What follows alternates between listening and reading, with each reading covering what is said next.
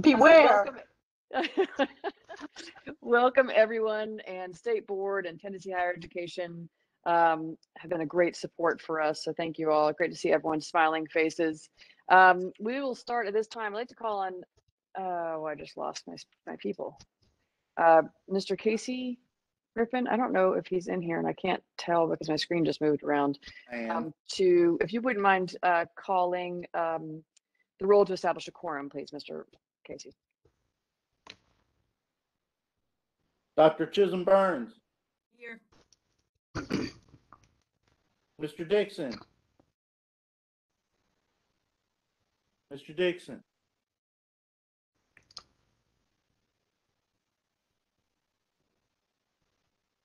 Ms. Gresham. Present. Dr. Christopher Jones. Present. Dr. Yolanda Jones. Present. Mr. Rothermel. Here. Mr. Swift. Present. Dr. Vaughn. Present. Madam Chairman. I'm also here. Madam Chairman, you have 8 members present. Oh, fantastic. Well, thank you so much. Sounds like we've got a quorum, and so we are duly convened, my friends. I'd like to call on Mr. Nathan James to read our statement of necessity for having an electronic meeting.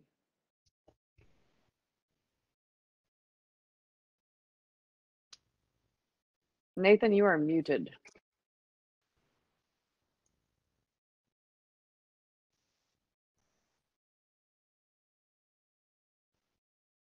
Am I muted still? No, we can hear you. Good. I'm sorry. This is a letter that we are required to send to the Director of Publications with the Office of Secretary of State. Dear Mr. Green, pursuant to PC 792 of 2020, the Tennessee Commission on Education Recovery and Innovation, Eric, by and through the State Board of Education, hereby submits this letter as its determination of necessity for its committee meeting held via teleconference at 9 a.m. on the 4th of March, 2022. Because members of the commission reside across the state, it was determined that a physical quorum of the members could not be assembled in Nashville for purposes of this meeting. As such, Eric met via teleconference to review and continue its work. And this statement of necessity was read by me. And then there's a list of members present. With that, Madam Chairman, you are legal. Brilliant. Thank you so much, Nathan. Appreciate it. Pursuant to our commission's meetings policy, the recording of the last meeting will serve as the meetings thereof. And given the fact that we only have 3 hours and we know that we'd like to get into deep discussion, we've got a lot to cover. We're going to go ahead and jump in. There's been some, I know we're definitely going to cover legislative questions. There's been a lot that's happened over the past month. But since we got such a short time, I'd like to turn it over to Mrs. Jennifer Scheist to review today's goals and agenda, please. Excellent. And Paul will get our slides up, but I can go ahead and start talking so we don't waste any of our precious 3 hours. So we have 2 primary goals today. One is to agree on a preliminary framework for your year 3 report. We've had some conversations with you over the past couple of months on this and just want to confirm those details. I'll talk more about why we need to do this right now when we get to that agenda item. And then our second main goal today is to talk through potential policy recommendations that you may want to add to the year 3 report. I'll just note that, we had a really productive conversation about success metrics in our last meeting. We are processing that feedback and are going to bring that back to you in draft form between this meeting and the one in late April. And we'll be talking with you one-on-one on those revisions, and then with a goal to adopt the final success metrics in our April meeting. So that's why we aren't talking about it substantively today, so we can move through some of that additional content. So we will spend a little bit of time on legislative session updates. I will flag for you that things are moving fast, and when we sent you the slides, some things have happened even since then. So we'll let Chair Scarlett give us an update there. Then we'll spend a little bit of time on the year 3 report, talk through new policy ideas, and then we will close out at noon your time. Any questions about our goals for today? All right, I will hand it back to Chair Scarlett for legislative updates. Oh, great. Thank you so much. Nathan and Lou Hanneman, unfortunately, from Tennessee Higher Education Commission is unable to join us today. Nathan is here, and I've asked Nathan to walk us through the legislative update. It changes at such a rapid rate, and he has the most up-to-date information. So with that, I will turn it over to you, Mr. James. And before we do that, Paul, since it's so small for us to see the language on these slides, would you mind putting this show into slideshow mode as opposed to presenter mode so we can see just one slide? That'd be super helpful. We're working on it. There you go. And I'm going to walk through a document that I've put together that kind of tells you what each of the bills does and where it is. It may not be in exactly the same order that it appears up there, but I will attempt to conform it to that order. So this House Bill 2300 by Representative Haston and Senator Hensley. This actually, what this does is take care of that financial disincentive to early graduation that we had discussed so many times. Obviously, a lot of the reforms and things that we've proposed are dependent on that provision changing. I will say, and I don't know that it's directly as a result of our push, but we have been pushing with the administration since we came up with our list of recommendations to have that included in the governor's funding proposal. And it has been included in the governor's funding proposal. So to this point in time, the school system would continue to get the funding for a student if they graduated early their senior year. If the governor's funding proposal passes, then they will continue to receive the same amount of funding as if the student was still in school, no matter what year they graduate. So if they graduated their sophomore year or halfway through their junior year, the school system would continue to receive that amount of money. And that is pretty big in terms of a necessary thing to allow for early graduation to happen more often. That legislation itself, because it is included in the governor's proposal, is not moving, hopefully because it doesn't need to move. The next one, the Literacy Success Annual Report. That one, and I'm going to pull up my document on that. That's that one is number 3 on mine. And what we said there was that the commission appreciates the work of the state on early literacy and the passage of the Literacy Success Act. And the commission recommended that there be established rigorous and periodic evaluations of early literacy programs by independent evaluators such as the Office of Research and Accountability, and to make those results public. This bill implements that by requiring the Comptroller's Office, OREA, that's Office of Research and Education Accountability, to conduct an annual review of the implementation of the Literacy Success Act. The bill also requires TDOE to provide that information in a timely fashion, and that report would be made to Education Committee of both houses and the State Board of Education. That has already passed the full Senate. It is on the House consent calendar for the 7th, so that'll be Monday evening. So looking, let's see, at get back to the other screen here. School nurses and counselors. So this issue was predicated basically on the BEP funding formula to say that fully funding nurses and counselors, as well as I think we got into social workers on that one, was necessary. It's got a lot of co-sponsors on that bill. Obviously, if there is no BEP, then this bill wouldn't pass, right? But but it has elevated the issue. There's some discussion, in terms of the overall funding that would take place under the governor's proposal called TISA, T-I-S-A, which I'm going to send an overview out to all the members at the end. It looks like it would generate considerably more funding for locals to use without actually forcing them necessarily to spend it on the categories that the funding comes in for, which is how it is now. And I know that that's a little confusing. Basically, you have some back and forth, a little tug of war that's always happened with education funding. And that is, you want the state to bear the majority of the cost of the funding and to provide money for special circumstances. But then you have this, also on the other side, you have the desire to have local control so that superintendents can be flexible with where that money goes. That having been said, can I tell you that it will necessarily translate into the nurses and counselor ratios being up where they need to be? I can't say it for sure.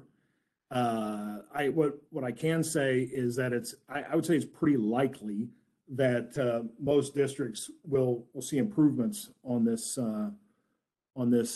matter. So, but the point of that legislation was to raise the bar on public awareness of the need for school nurses and counselors and the need for that funding. We can go on to the next slide. So I'm going to do the K-12 stuff, and then I will get back to the higher ed. Right now, one of the bills that we've spent a great deal of time on is the higher education test out bill. It's House Bill 1865. That's got former Speaker Cassida is carrying that bill, and Chairman Sapicki is a co-sponsor on the Senate side. You have 5 of the 9 members of Senate Education are co-sponsors of that bill. Senators Hensley, Bell, Crow, Hale, and Powers. So the commission recommended that Tennessee should expand opportunities for students to demonstrate proficiency at their own pace. They recommended that we create a high school equivalent to the college level examination program, or CLEP test, to allow students to show proficiency in subjects at the secondary level, that is to say high school, for the necessary credits, while altering the BEP program to eliminate disincentives for early graduation. Second part appears to be happening. The first part, this bill takes care of the first half of the recommendation. It's interesting because the bill in its raw form actually did cover nearly every course in high school, and it was drafted that way to start the conversation and get it going. The administration flagged the bill, that is, for philosophical and fiscal reasons, and but the Department of Education folks did work with the sponsor to come up with an amendment. Now, with their amendment, that covers only English, math, and foreign language courses, which are required for graduation. English and math, of course, have end of course examinations. That is to say, one of the only ways that the state can assure that all of the Tennessee standards were taught, or if there is a special exam at the end of it called an end of course exam that is created by the state strictly to the standards. And both of those courses have that. So the department's position was that they'd like it to be for freshmen, English and math, and foreign language courses. That bill was amended that way in subcommittee this last week, but it increased the fiscal note from 100,000, 136,000 roughly recurring, to in excess of $500,000 annually. So it went from nearly every class down to 3 classes. But of course, the department is concerned that that they want to make sure that there's no compromising of the security of the end of course exams that exist for those 2 classes. But it is somewhat dichotomous in some ways, because all of the other courses at the high school level that don't have end of course exams, which is the vast majority of them, the public policy of the state is to trust the local school districts to award that credit and to ensure that the standards are taught. So to give you some of the nuances there, we've got, let's see, bill would give high school students a chance to do the same thing on a limited basis that college students can do when they take a CLEB. It had it so that every high school student who wanted to do so could take that credit assessment in advance of taking the class and be awarded the credit. 1 time per course, and high school credit earned in that way would count toward the graduation requirement. If a student received a qualifying score on the final exam, then the student would have been awarded the credit, or would be awarded the credit, on a pass-fail basis. These exams do not affect evaluations of the teacher, principal, or the school. And the bill requires the LEA to report the number of exams taken, the grades given, and the subjects tested to the Department of Education. Ultimately giving the students the opportunity to exercise more control of their high school experience. Now, Tara's been in meetings with me on this one, and I'll tell you, our position on a lot of the details has been rather agnostic.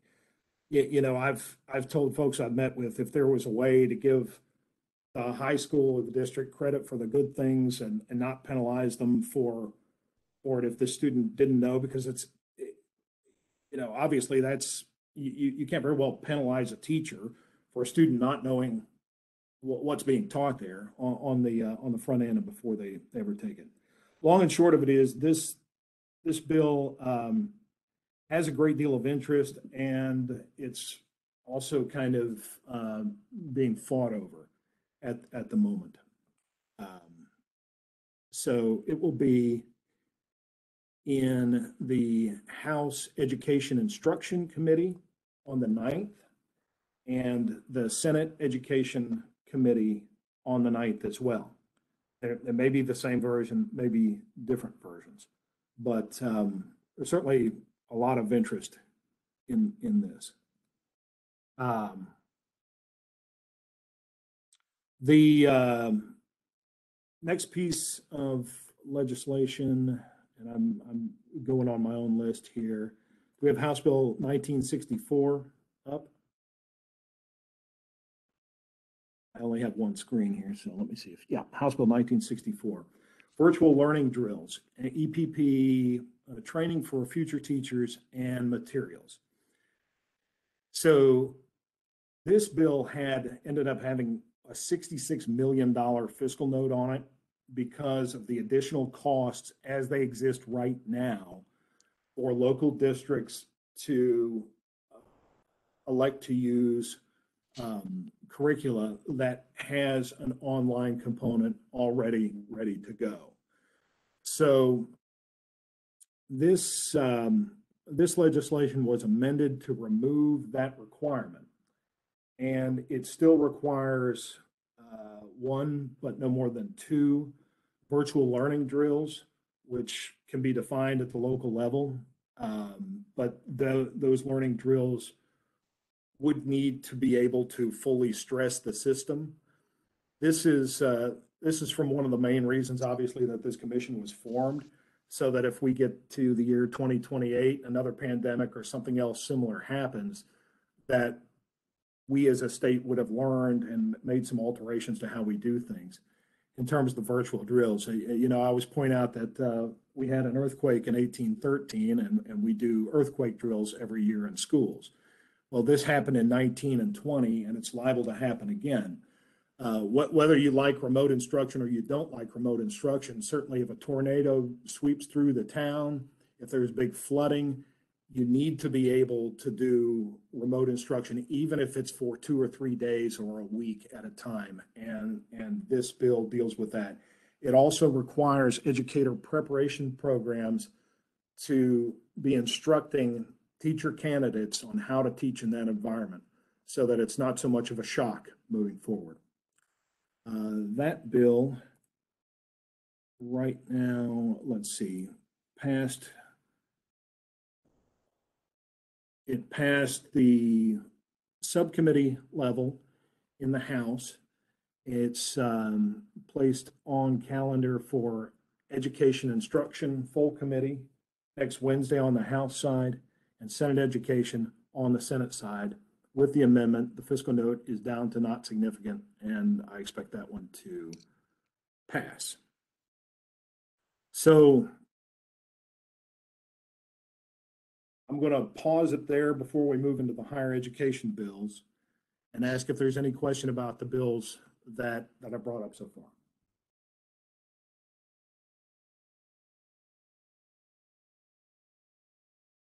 Since silence is prevailing, I'm going to go on to the higher education bills, and you guys might have to back up. This is Senate Bill 2531, House Bill 2115. What this does is it deals with dual admissions policies for transfer pathways. Remember that dual admissions was first added to the Tennessee Code back in 2010 with the Complete College Tennessee Act. Goal at that time was to facilitate pathways for students to take intentional steps towards the pursuit of an undergraduate degree.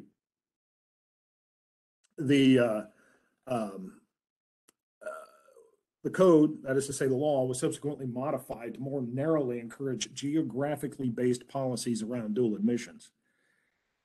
In other words, it's kind of got some interesting history as to why that was done, but the law basically created the expectation that these linkages between the community colleges and the four-year institutions would get a lot more localized. And as a result, this dual admissions portion of the Complete College Tennessee Act was never appropriately realized.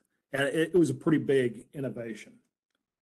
So if you're doing it around small geographic areas, it inhibits those students who might want to transfer into particular programs and institutions outside of their immediate geographic area for the completion of their undergraduate degree. And a lot of people do that. They start out in West Tennessee and transfer to ETSU or something. They want to get away from their parents. They want life to be a little bit different. That's one of the things there. So, but the intent behind such dual admissions policies is to allow students to leverage advising capacity, the degree programs of study, and the option to take advantage of the other shared services around admissions, enrollment, financial aid, et cetera. Seamless transition of awarded credit also helps to facilitate the reverse articulation for those students who transfer to a four-year institution prior to completing their associate's degree at the community college. So the Higher Education Commission is actively engaged in streamlining, clarifying the more than 50 existing transfer pathways available for students. These are programs that allow for seamless transfer of those course credits from community colleges to universities. Folding the option for dual admissions into the development of those transfer pathways enables students to not only transfer their course credits, but to take advantage of consistent advising resources and those financial aid processes and management policies at both institutions from day one. And the bill authorizes the development of these policies. It does not mandate the admissions policies outside of those agreements, which will be coordinated by the Higher Education Commission in partnership with the Board of Regents. But you're talking about 50 of them that exist on the books already. So the ability to make that happen while at the same time making each of these students eligible for reverse transfer, so that if something happens on the way to their bachelor's degree where they have to drop out, then at least they've got that associate's degree under their belt instead of 60 or 100 or more worthless credits that can no longer be turned into a degree. This bill will be before the Full House Education Committee next Wednesday afternoon, likely be on the Senate calendar the following week when they begin to take up those bills carried by Senate education members. So we got one this next week in the House, and right after that, the following week on the Senate side. House Bill 1959, 2370. This is relative to TCAT partnerships with LEAs statewide. And I'll tell you, when that bill first went in, the way Legal Services had drafted it, they put language in there requiring a contractual language. It generated a tremendous fiscal note. And so we were able to get that amended to take the cost out of there. So at this moment in time, Tennessee has 27 TCATs across the state, the fastest growing sector in public higher education. There's no doubt about that. That said, the prospect of installing a full TCAT in all 95 counties, obviously, it's just not feasible from a fiscal viewpoint. What every county does have is high school campuses capable of housing sufficient resources and equipment in order to install some, if not most, TCAT credential programs for students to take advantage of during the day throughout dual enrollment, and in some circumstances for adults to utilize after hours.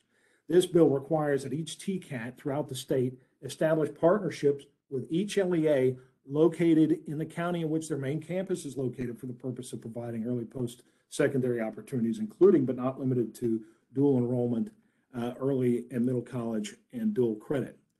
Now, here's another piece, is that the legislation also encourages each TCAT to develop partnerships with all the LEAs in their broader service area for the same purposes.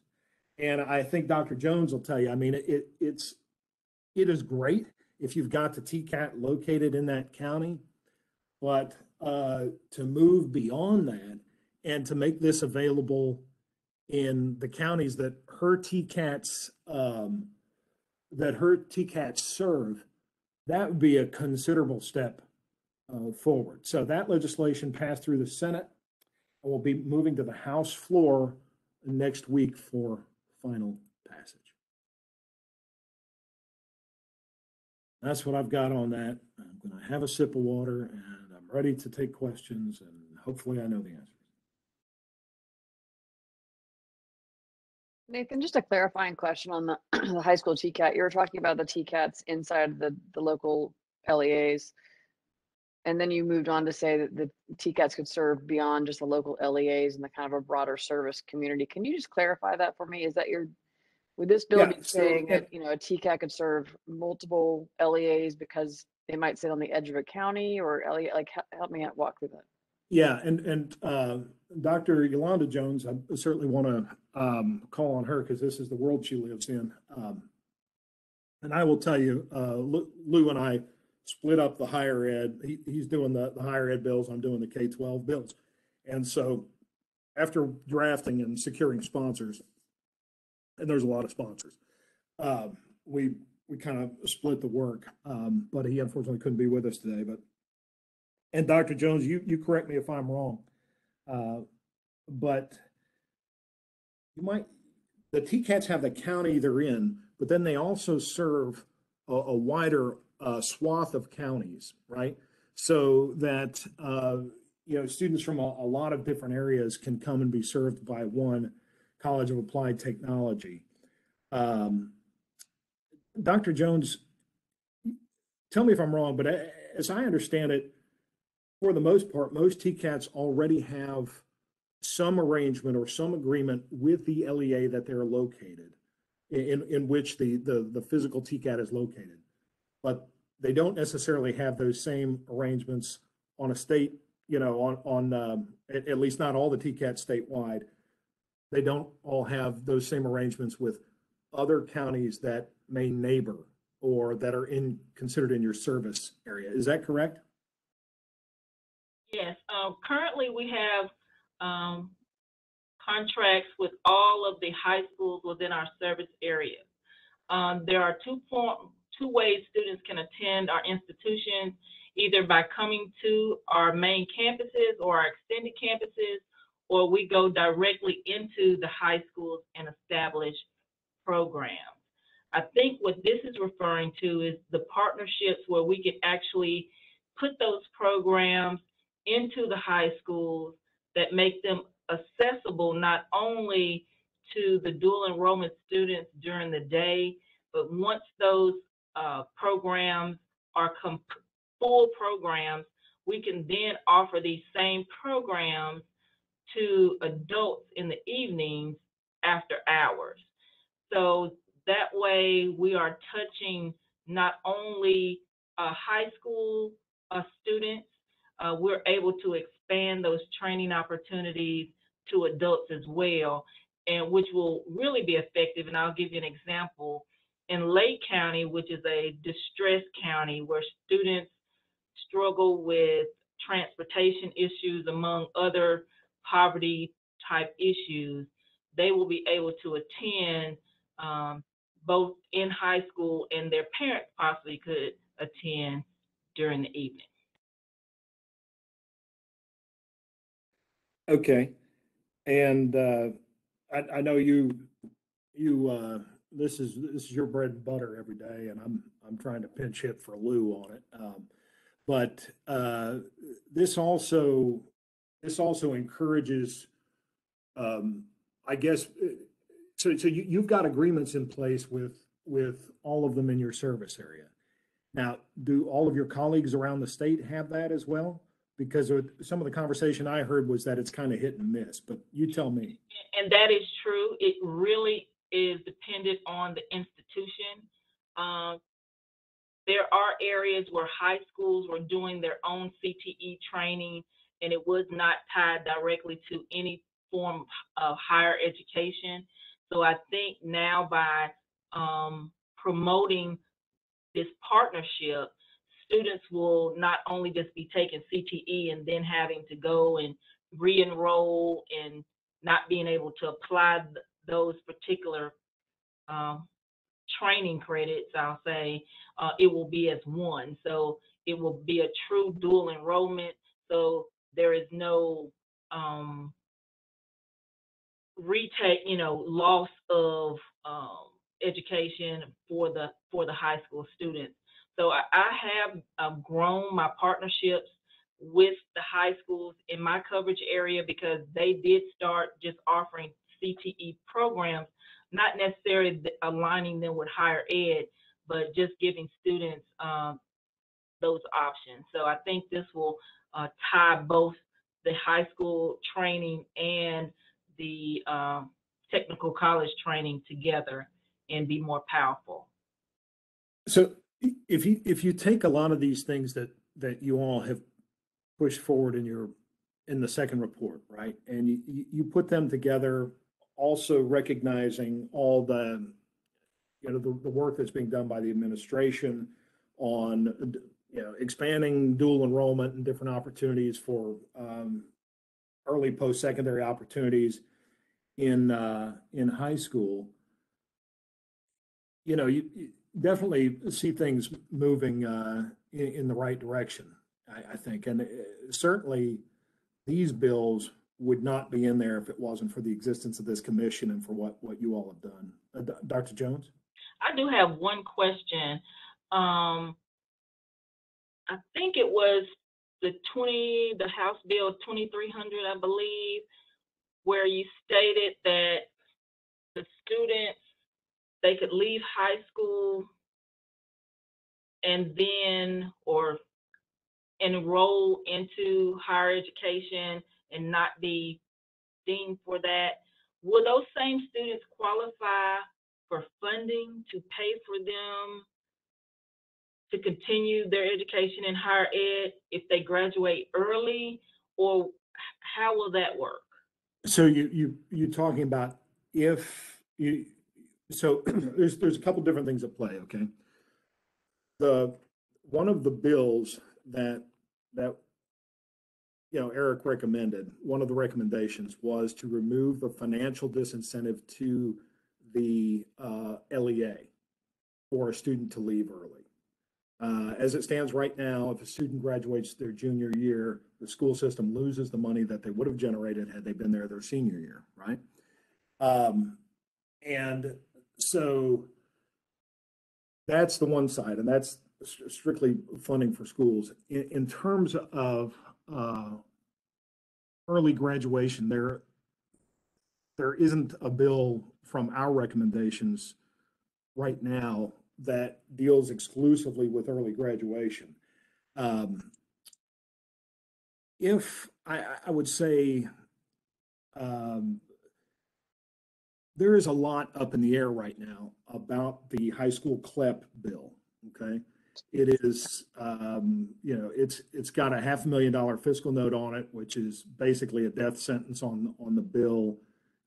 With the amendment from the Department of Education. Without that amendment, it's got a $136,000 fiscal note, which is not necessarily a death sentence in a year like this. So I can tell you that if it is getting to the point where it looks like there would be a significant number of early graduates or whatever it is, one of the things that you and I talked about was it would be good to have on there a requirement for admission into a post-secondary program thrown in there on the early graduation. That bill, however, right now just deals with the process of getting credits early. But I'll tell you, I think that's quite wise. Now, in terms of their financial aid, they would be eligible for the financial aid when just like any other high school graduate. So Nathan, if I'm correct, Tennessee Promise kicks in once a student has received a diploma, regardless of age. So Tennessee Promise would kick in at that point. I think some of the challenges we've run across for kids taking post-secondary credentials during high school is that Tennessee Promise only covers 2 credits, if memory serves me right. But if they graduate, but it's not enough for sure. Okay, but if they graduate early, they can go ahead and take advantage of Tennessee Promise. Soon as they have a diploma in their hand. That's true. Now, that having been said, I think, my guess is that if that doesn't get fixed this year, it would, it'll get fixed soon. And like I said, this is more in Lou's wheelhouse than it is in mine. But kind of standing in the way of the future if we're not going to make some of those changes, I think. So, other questions? Hey, Nathan, it's Chris Jones. Just 2 bills that, and they may not be bills, maybe that's part of the problem, and maybe they're too early under consideration to discuss today. But one of them is House Bill 1944 that was introduced by Scott Sepike. It is, it's in the press, it's been called a library censorship bill. If we don't have details on it yet, that's totally fine. We can talk about it at our next meeting. The other, I just wanted to get your thoughts of where that bill is. The other is, and I'm not sure if this is part of the budget process, but it's in the press, it's been called Governor Lee's charter school funding bill or funding proposal for the partnership with Hillsdale charter schools. Can you comment on where those are currently, please? So House Bill 1944, and like when we talked about it, there's a number of different bills that are dealing with high school libraries. The reason I haven't, and just to tell you, this bill has 1, 2, 3, 4, 5, 6, 7, 8, 9, 10, 11, 12, 13, 14, 15, 16, 17, 18, 19, 20, 21, 22, 23, 24, 25, 26, 27, 28, 29, 30, 1, 2, 3, 4, 5, 6, 7, 8, 9, 44 co-sponsors in the House of Representatives of a body of 99. But on the House side, Nathan, are those which bill was that for? That's House Bill 1944. And what the bill does, it prohibits LEAs or public schools from making obscene materials or materials harmful to minors available to students in the school libraries controlled by the LEA or public schools. or public school. It excludes LEAs, public schools, and employees and private contractors of LEAs or public schools from the exception to the offense of obscenity if the LEA, public school, employee, or private contractor possesses obscene material that is harmful to minors. But the bill is in the criminal justice subcommittee on the House side. It has been referred to the Senate Education Committee, but never placed on notice. So it so far has passed the criminal justice subcommittee and is in full committee criminal justice on the House side on the 9th of March. It's got no amendments that have been placed on it at this point in time. Basically, what the bill does is, under current law, it's an offense to knowingly produce, send, or cause to be sent, or bring, or cause to be brought into this state for sale, distribution, exhibit, or display, or in this state to prepare for distribution, publish, print, exhibit, distribute, or offer to distribute, or to possess with intent to distribute, or to exhibit or offer to distribute any obscene matter, or to do any of these acts with any matter found legally obscene that violates the requirements of federal law. Our current law states that it is an exception to the above offense that the obscene material is possessed by a person having scientific, educational, governmental, or other similar justification. This bill adds that the exception does not apply to the possession of obscene materials by LEAs, public schools, or public charter schools, or an employee or private contractor, if the obscene material is harmful to minors and possessed on those public school premises.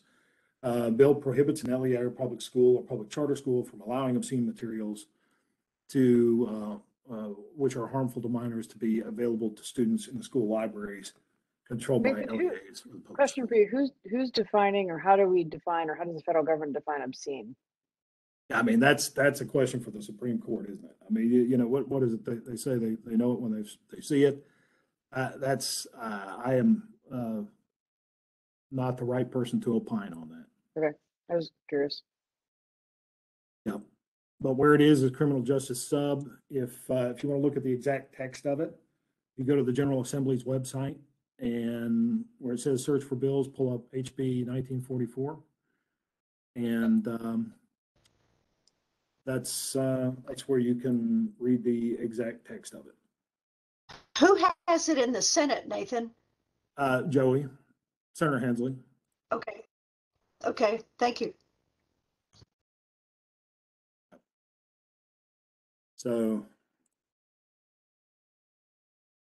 yeah, and the second part, Nathan, was about I don't know if it's a funding bill or if it's the governor's budget or if it's legislation. I was having trouble figuring that out regarding the cooperative with Hillsdale College charter schools. Yeah, I'm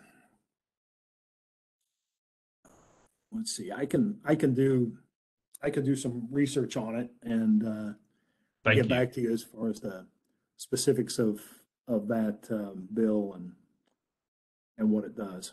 So the press at least is stating that it would be for 50 to 100 schools, charter schools more, which seems like a substantial number. But I think it would be good for this committee, maybe at our next meeting or in between. I know I'd like to have an update and understand it a bit better. Okay. Yeah, I can see what I can find for you. It may just be something that they put into the Appropriations Act, or I do have an overview of the Tennessee Investment Student Achievement Act that I'm going to send out to all of you today, along with some of the text that I've shared with you on the bills that you all recommended. Any other questions for Nathan? Seeing none, Jennifer, I'll send it back over to you. All right, very good. Okay, we're going to spend a little bit of time talking about our year 3 report and kind of what will happen between today and June 10th, which is our last scheduled meeting. What we're hoping to get to today is really alignment on the general direction of the year 3 report so that the Bellwether team can then create a more detailed outline that we will share with you individually between now and our April meeting for your feedback and revision in the hopes that we can adopt that final outline at the April 29th meeting. We recognize that we will still be considering substantive content at that April meeting, but just to sort of take us back in time a little bit, just a few months ago, we were, iterating on the year 2 report, and we had 2 full months to do that work. We won't have that same amount of time in our current schedule. We have 2 remaining scheduled meetings at the end of April and the beginning of June, and between April and June, we're going to need to both draft and review and revise and get your feedback on that report to be prepared to adopt it finally in June. And so we're under a bit of a tight timeline. So we need to do a little bit of pre-work in getting our outline prepared, leaving, of course, room in that outline for us to adjust and add additional content based on the outcome of the April conversations.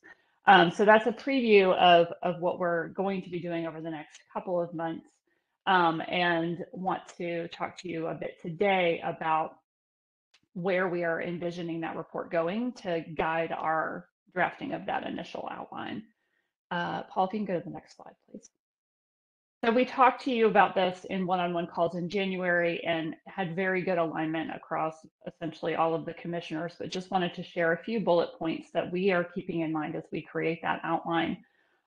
One is that the year 3 report should begin with framing around the purpose of the commission, its vision, and its charge. So just kind of a reminder of that contextual information, that it should be shorter than the year 2 report, which I think is a great goal.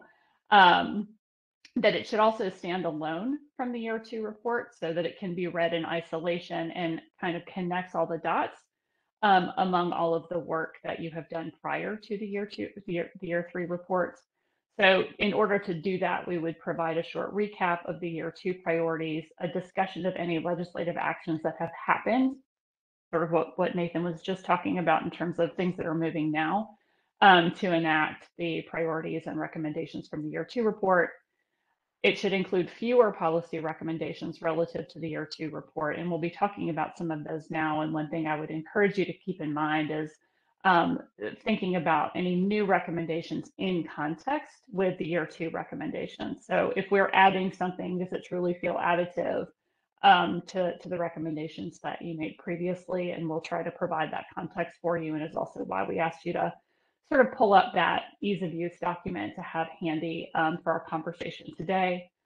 Thematically, we want the year 3 report to be forward-looking and to make strong recommendations for the areas of focus that the state needs to address in order for the recommendations to be realized, include a strong focus on action, and charge the state with not losing momentum that this commission has created. We want that report to be visionary and describe what is possible in the future. And I think we can do that by grounding in the success metrics, which are really kind of casting a measurable version of your future vision. And then provide a narrative arc that connects the year 1, 2, 3 and reports for readers. Certainly we'll provide links out to the more detailed reports for folks who are interested in digging into those details, but making sure there are enough breadcrumbs in the year 3 report to give people a good sense of what is contained across those reports. So that's a quick summary of the feedback that we heard from you all. Like I said, it was very consistent across commissioners for the most part.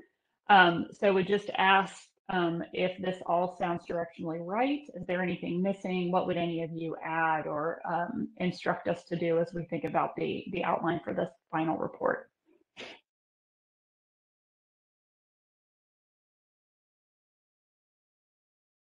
Jennifer, the only I think this is great, and thank you for the summary.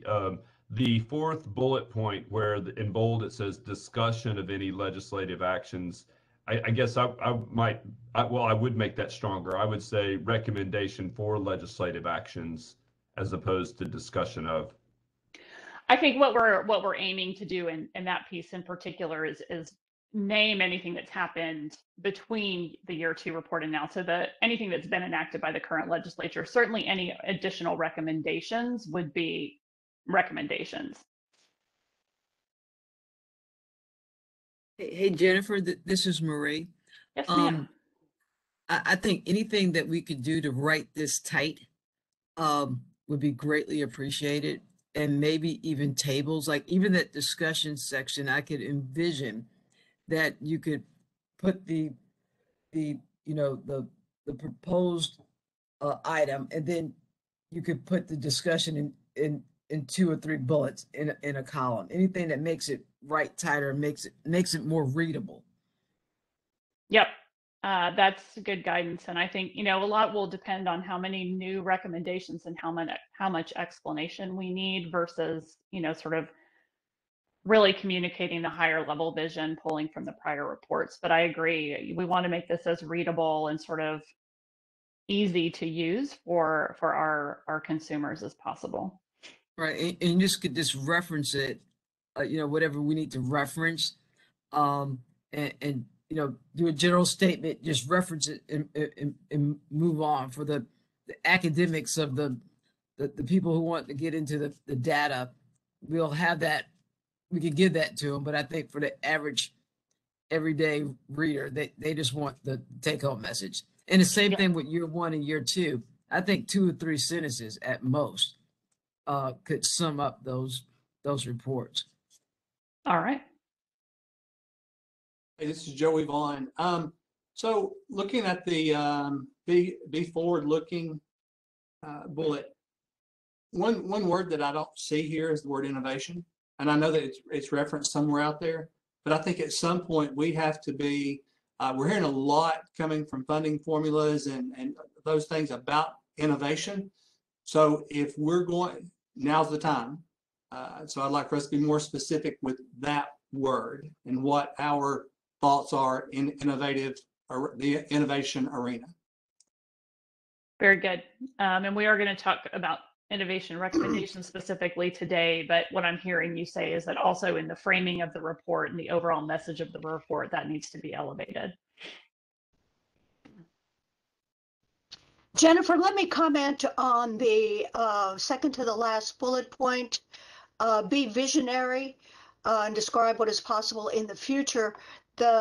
You put in parentheses, grounded in the success metrics, and I would agree with that, because success builds success, success breeds success, and so by all means we should address what is possible in the future. At the same time, I think Chris brought up a couple of items that are not necessarily on our radar, the thing about the libraries and the charter schools.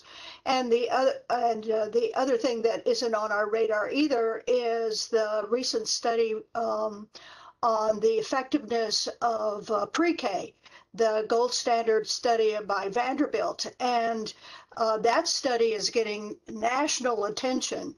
And certainly in Tennessee, we should pay attention to what they're saying. And something we might see and recommend that the legislature establish a reevaluation or conduct a reevaluation of the pre-K program that we have in Tennessee, and and we could talk about what that might look like, even though I realize that I think our framework has to do with kindergarten, K through 12, and does not address pre-K because, well, for one reason, I would suppose it's funded by lottery money and not by state money, state and federal money, well, federal money. But so I just think when we talk about being visionary, it should certainly include what has been successful in the past and building on that, but it should also, I think, address some of the things that we see going on now and the trends that we see happening in public education now and what that might look like in the future. So just broaden the be visionary bullet point.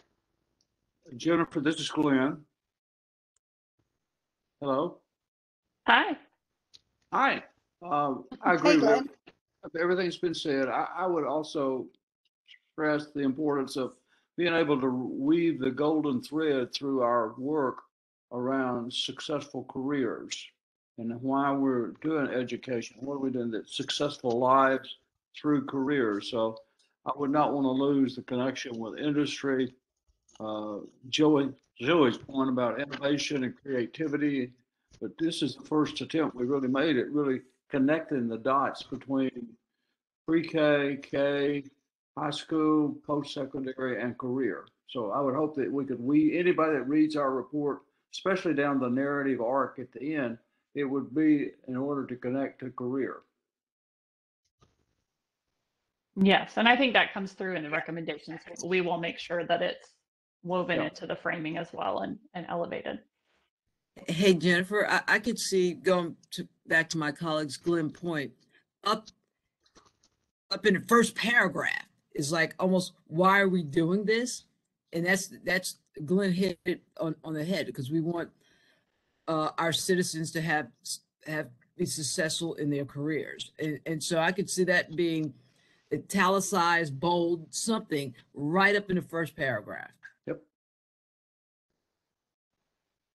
Duly noted. Any other comments?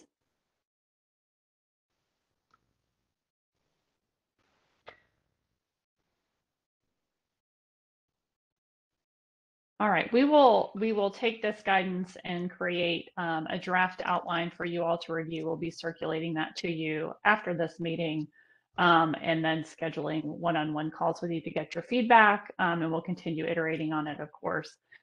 This is, just the first bite at the apple, but we're going to be eating that apple pretty quickly over the next couple of months. So just to preview that, we're kind of back in that more intense mode. All right. I think that with that, we are ready to move into talking about specific policy ideas. Just to frame this conversation, you have had several modules of content provided for you, mostly in January. So we're going to talk about most of those today, hopefully, whatever we can get through by noon your time. And just a reminder, in July, when we first started digging deeply into specific recommendations, we had a set of 12 criteria that we were using to assess whether something kind of met the level of inclusion in your recommendations. And these are those. I would, preview, I'm not going to read them to you because you've seen them probably 15 times at this point. But as I mentioned before, one thing I think to consider for this year 3 report is whether a recommendation is truly additive to the work that you have already done and kind of how it fits in the context of the work that you've already done. So as we talk through potential policy recommendations tied to those new modules of content that you've reviewed since January, we will be kind of tying them to the existing priorities and existing recommendations to see how you're feeling about how they fit in context. Any questions or comments about the criteria we should sort of be holding in our heads as we think about whether to include a new recommendation or not?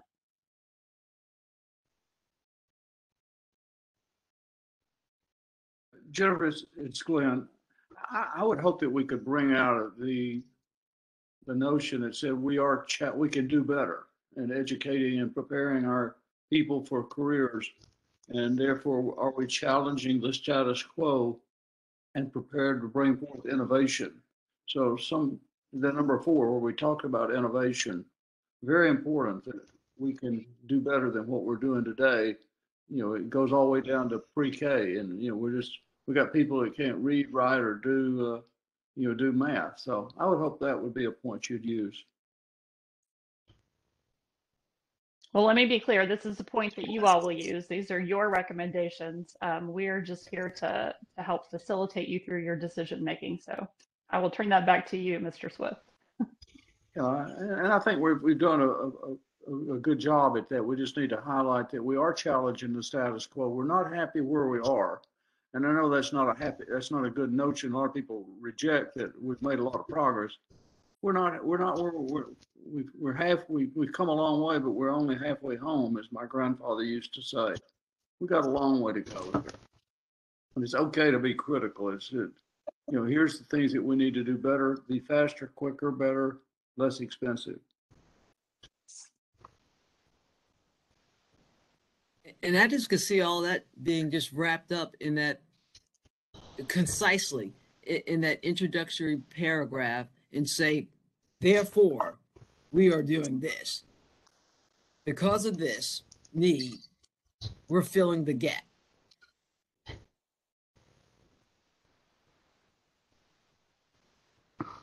I think everyone's bringing up some really great points. I also remember to ground us in the vision that we created almost a year ago, which is that every Tennessean will have a high quality education necessary for life. And that kind of spans the whole spectrum we're talking about too. And to Dolores's point, we haven't really focused on pre-K because it's not part of our mandate.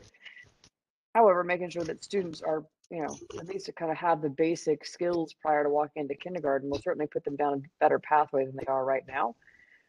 And to Glenn's point and also Marie's, the career path, regardless of what that looks like, I think it becomes uber important as we're crafting this final thing, because it ties back to why we are here and the mission and vision that we set forth. And I love the fact that Marie always brings out how concise and crystal clear our wording needs to be, because I think that's important. We're described on the previous page that we want this to be short, concise, very crystal clear on the direction that we believe that this commission has set forth from a recommendation standpoint. And so we have to be probably wordsmith a lot to make sure that we're all on the same page and it doesn't become too wordy, and that the average person can pick this up and say, okay, I get this, I understand it. All right, I'm going to move us into the actual content conversation and have a little bit of framing for you. So if you kind of put yourself back in our July and August meetings, this will feel very familiar to you. We gave you a survey in January to sort of test your initial reactions to the recommendations, options that were presented in the modules. So we have that data for you. That is not the sort of the final count. It's just a preliminary assessment of how much alignment there is across the commission. So certainly room for conversation. But what we are essentially, what we've done is sort of the recommendations based on alignment. We've done some color coding, which I'll explain in just a second. But what we were aiming for is we'll talk about where there's already considerable alignment on a topic or a recommendation. We'll talk about questions or concerns that need to be raised or discussed. And of course, if there are questions we can't resolve in our time today, we'll take those back and bring you additional information and opportunity to talk at a future meeting. We'll look for emerging alignment among the commission and determine what questions we need to answer in order to make a final decision. We are hopeful that we will be able to make some decisions today. We may be in a position to take a vote today on some of these recommendations. We may not. That's fine. We have at the April meeting to do that. The 6 topics we'll be working through today in the next couple hours. We'll be talking about innovation. We'll be talking about curriculum. We'll be talking about teacher compensation and benefits, secondary to post-secondary transition, post-secondary course options, and a few subheaders under that, and then finally school accountability.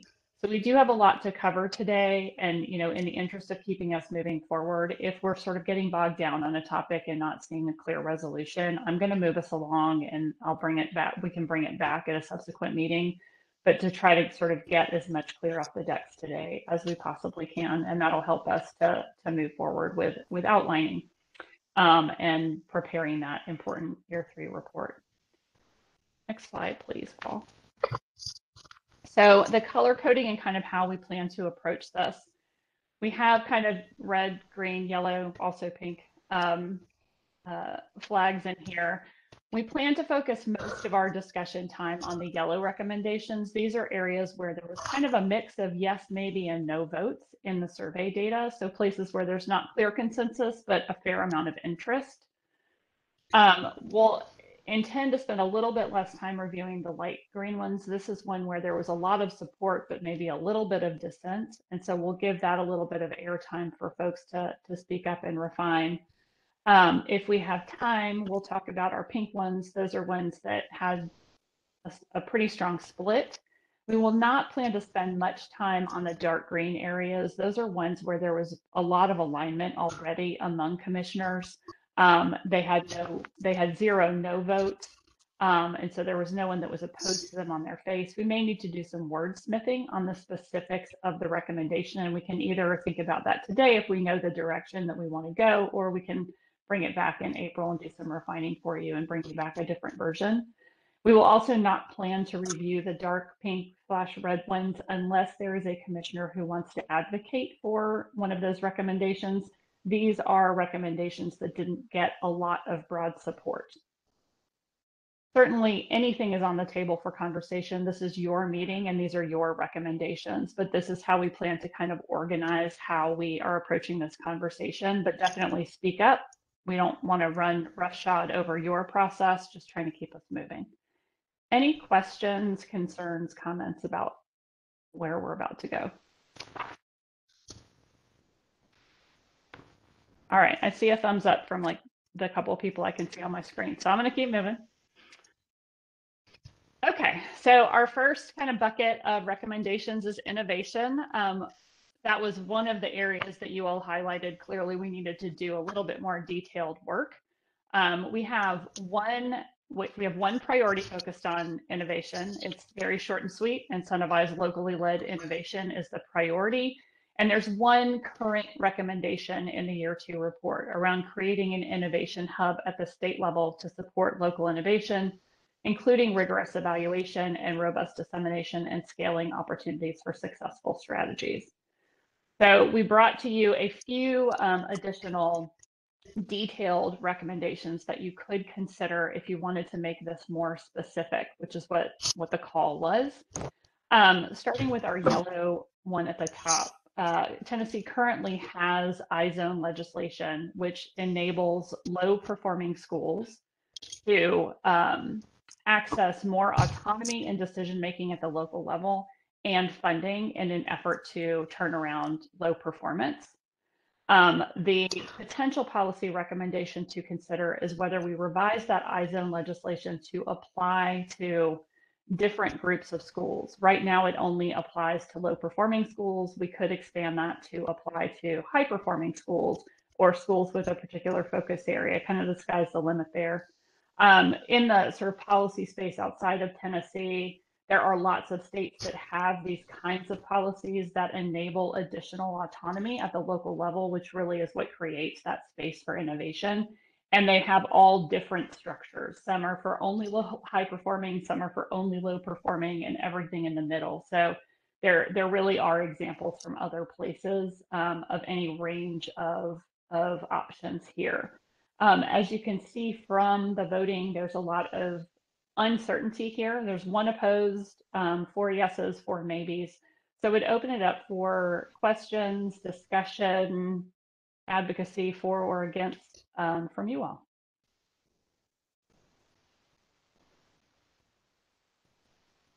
Jennifer, it's Glenn.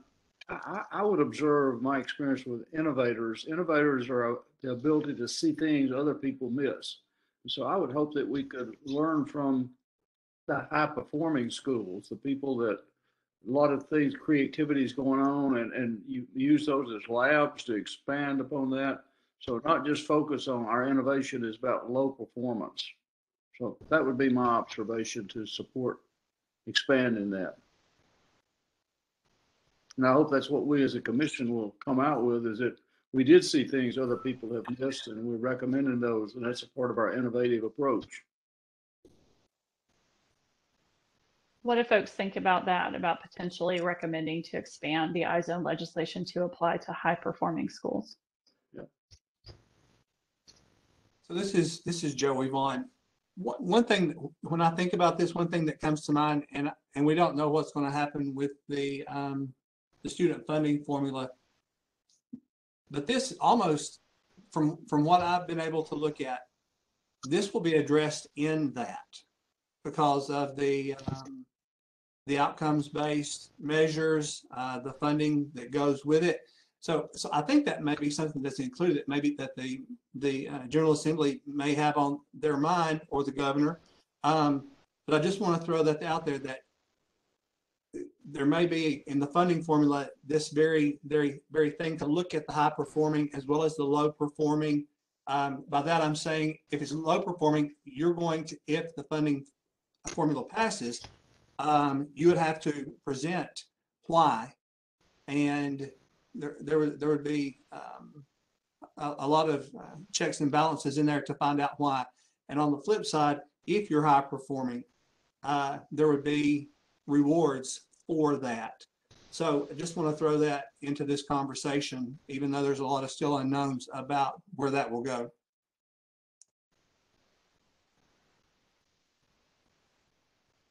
This is Marie. And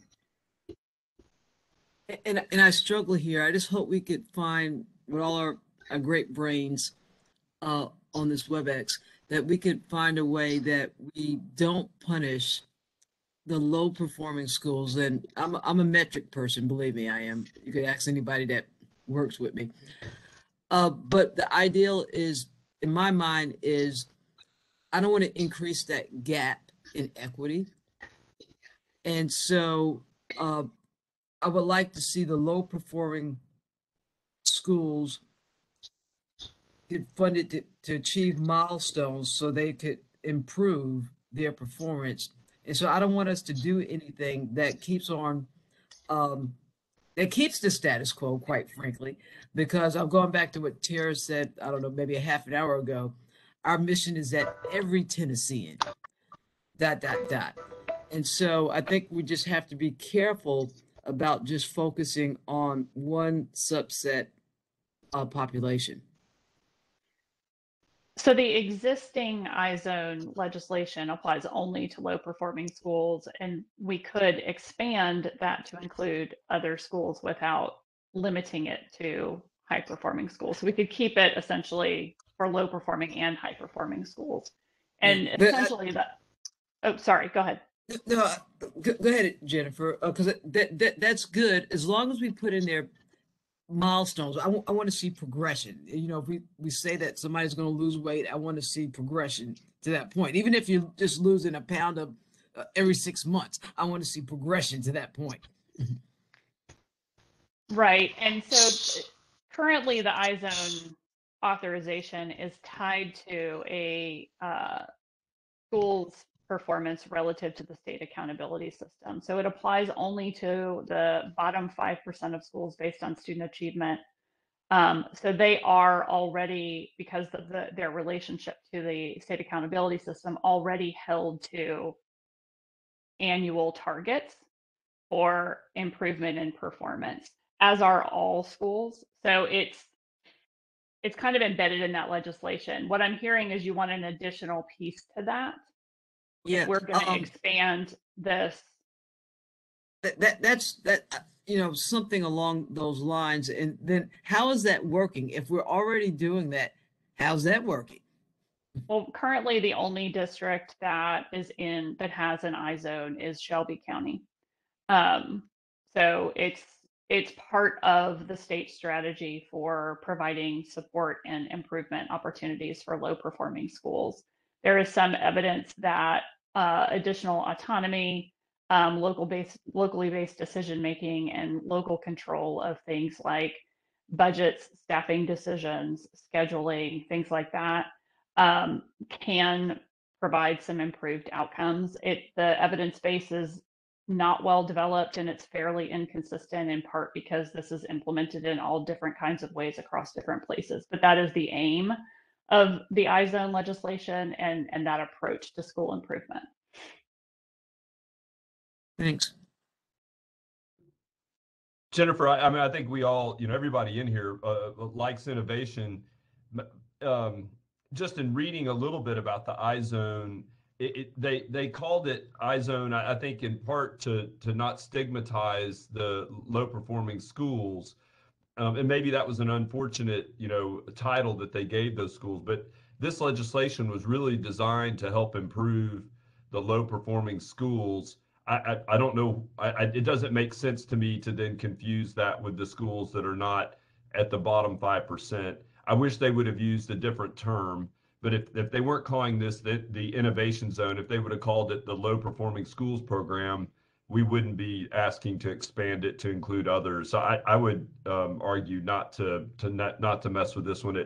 The legislation was in fact designed to help the low performing schools.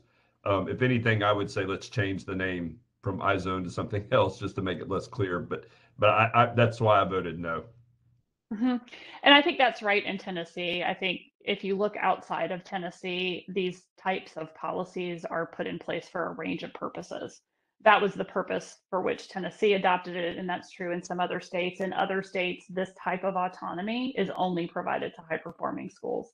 So it just ranges in its application. I agree that that this is designated for the low-performing schools, and quite frankly, I would, if anything, we should just encourage them to have more of those districts participating and not try to change it. And that's why I was against changing it too. All right, I'm hearing us drift toward a no here. Okay, I'm seeing a thumbs up from, I can only see 5 of you at a time. So this is not a very democratic process. So please speak up with your voice if I'm moving you along in a way that doesn't feel right. All right, very good. The next one was a dark green, create new grant opportunities focused on innovation, for example, in post-secondary transitions, early literacy, and math. There was unanimous agreement here. Anybody have comments, specific language they would like to see, refinements here, or are we ready to move with that one? Okay, I'm seeing thumbs up from my panel of 5 of 8 commissioners. All right. Our last 2 here are in the pink, which in our framework is not great. It means there's some dissent here and some lack of interest. So the 2 pink ones are create an office of innovation within the department to serve as the innovation hub referenced in the year 2 recommendation. And then the last one is to provide funding to support the launch of an education-focused accelerator. There was some information about accelerators in the tech space provided in the module for you, and there are some analogs in the education space. Didn't see a lot of strong interest here and did see some strong opposition here. So we are reading that as there's not consensus across the commission to include recommendations along these lines. Anybody want to speak up for either of these recommendations? I think that Mike, go on, Glenn. No, I was just going to speak up. And the great material, Jennifer, that you shared with us in the pre-read, it strikes me there's a lot of initiatives have been underway, but we haven't made the progress. Some of the mechanisms haven't been implemented. So I would speak up that says if innovation is important to create value for our state and how the money is getting invested by the legislature into what we're trying to create value here with educated students.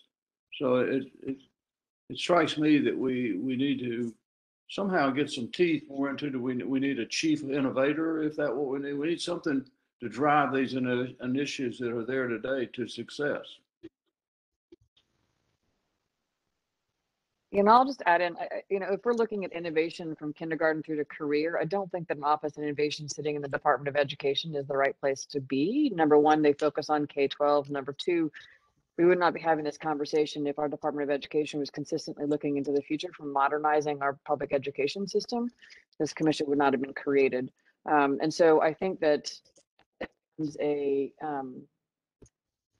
an opportunity to be able to partner with educators and true innovators, entrepreneurs, or people that are really taking some big leaps and bounds and thinking into the future, as compared to having it exist in a system that is still trying to work the bureaucracy of the system. And I do believe that the second piece is providing funding to support the launch of an education-focused accelerator. I mean, conceptually, I think it's a cool idea. It'd be great if that could be a public-private partnership. The state if the state really believes that that's an important thing and to really modernize and think futuristically about where our education system is going to be, I think that could be a great source funding. But then I think you could probably get a lot of philanthropic dollars to support something like that as well. I don't think it all needs to be public. But then you also have the question in an environment like that, I what think actually Tara's gets right executed and on. what doesn't get executed. Go on, Chris. I'm so sorry, Terry. It's so hard to tell when somebody's done. I was trying to wait. I apologize for interrupting. I think you're right on about the Office of Innovation within the TDOE. And it's not that they're not capable of innovation. It's just not been their charge. And to Glenn's point a minute ago, part of the makeup of innovators is that they're unlikely to be part of a bureaucracy. That's not kind of their raison d'etre. I think maybe like a commission of innovators that rotates frequently that's in the Department of Education would make sense to me. And that would be a nice way to reward school administrators, teachers, and entrepreneurs that want to be part of that. But I would say kind of a commission of innovation with frequent changeover within the TDOE would be kind of appropriate. I still think that I love that idea, Chris. I still think that it would need to exist beyond the TDOE, since the TDOE is only K-12. Great point. Yep.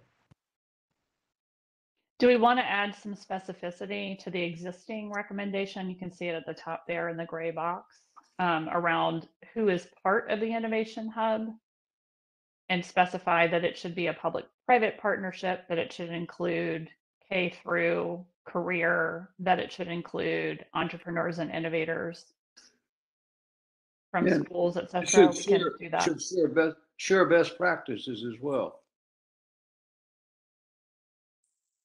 Okay, I see 1 thumbs up, a nod, 2 thumbs up. All right, I've got 4 thumbs up, which is like half of y'all. Okay, so we will refine the existing recommendation language to add some specificity per these comments, and we will add that dark green recommendation. Anything else on innovation before we move on? This is Joey, and let's be sure and not lose that. That was some great conversation right there. Looking at it a little bit differently so let's be sure and not that doesn't get lost in the shuffle, because I understand where you're coming from with TDOE not overseeing that necessarily, but also think that there has to be some buy-in there. But I love the thought of rotating people and best practices.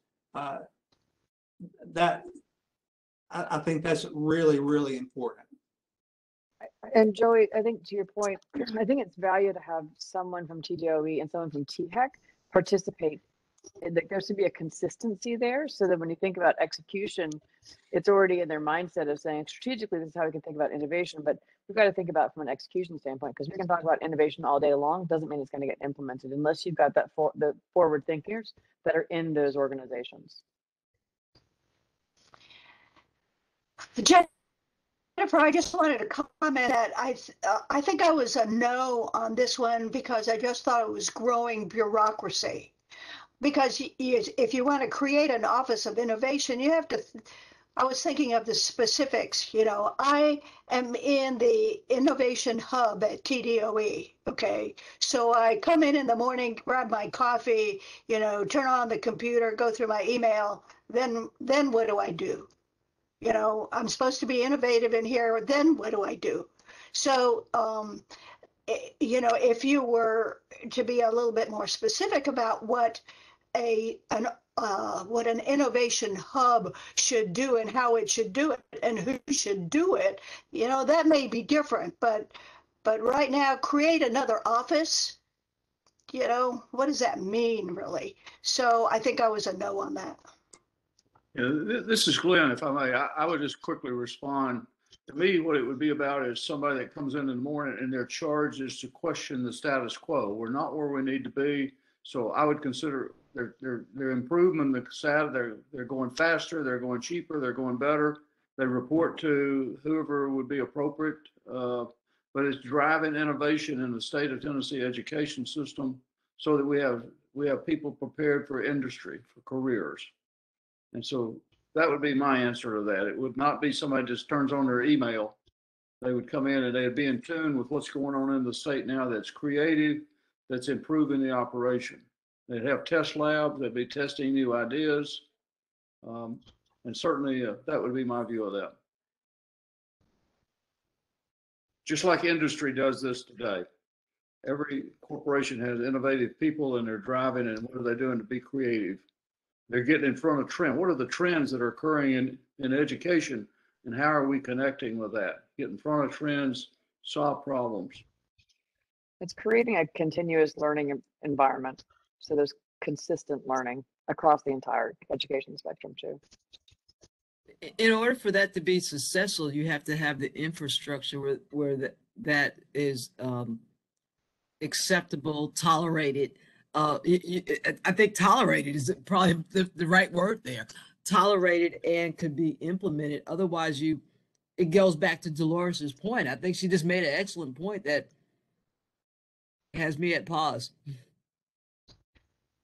It's an interesting thing when you, in government, which doesn't have the profit motive, and there you go, does not ubiquitously also have altruism in the heart of each and every public servant, to try to find a way to make those things work. One of the largest challenges that we had with the Senate Education Committee was when we attempted to create an ombudsman and inspector general for higher education. I mean, you talk about a nuclear bomb's worth of resistance and pushback. And of course, you ask the question, well, I mean, why do we have higher ed governance boards, right? Is that not what they're supposed to be doing? And it absolutely is. And what we finally got was, something of a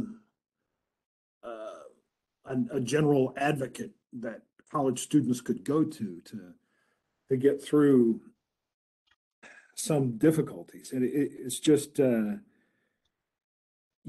when you're talking about creating public offices and the expenditure of public dollars with the aim in mind of having a person there who tells the rest of this governance structure, who's relatively comfortable in what they're doing, by the way, that,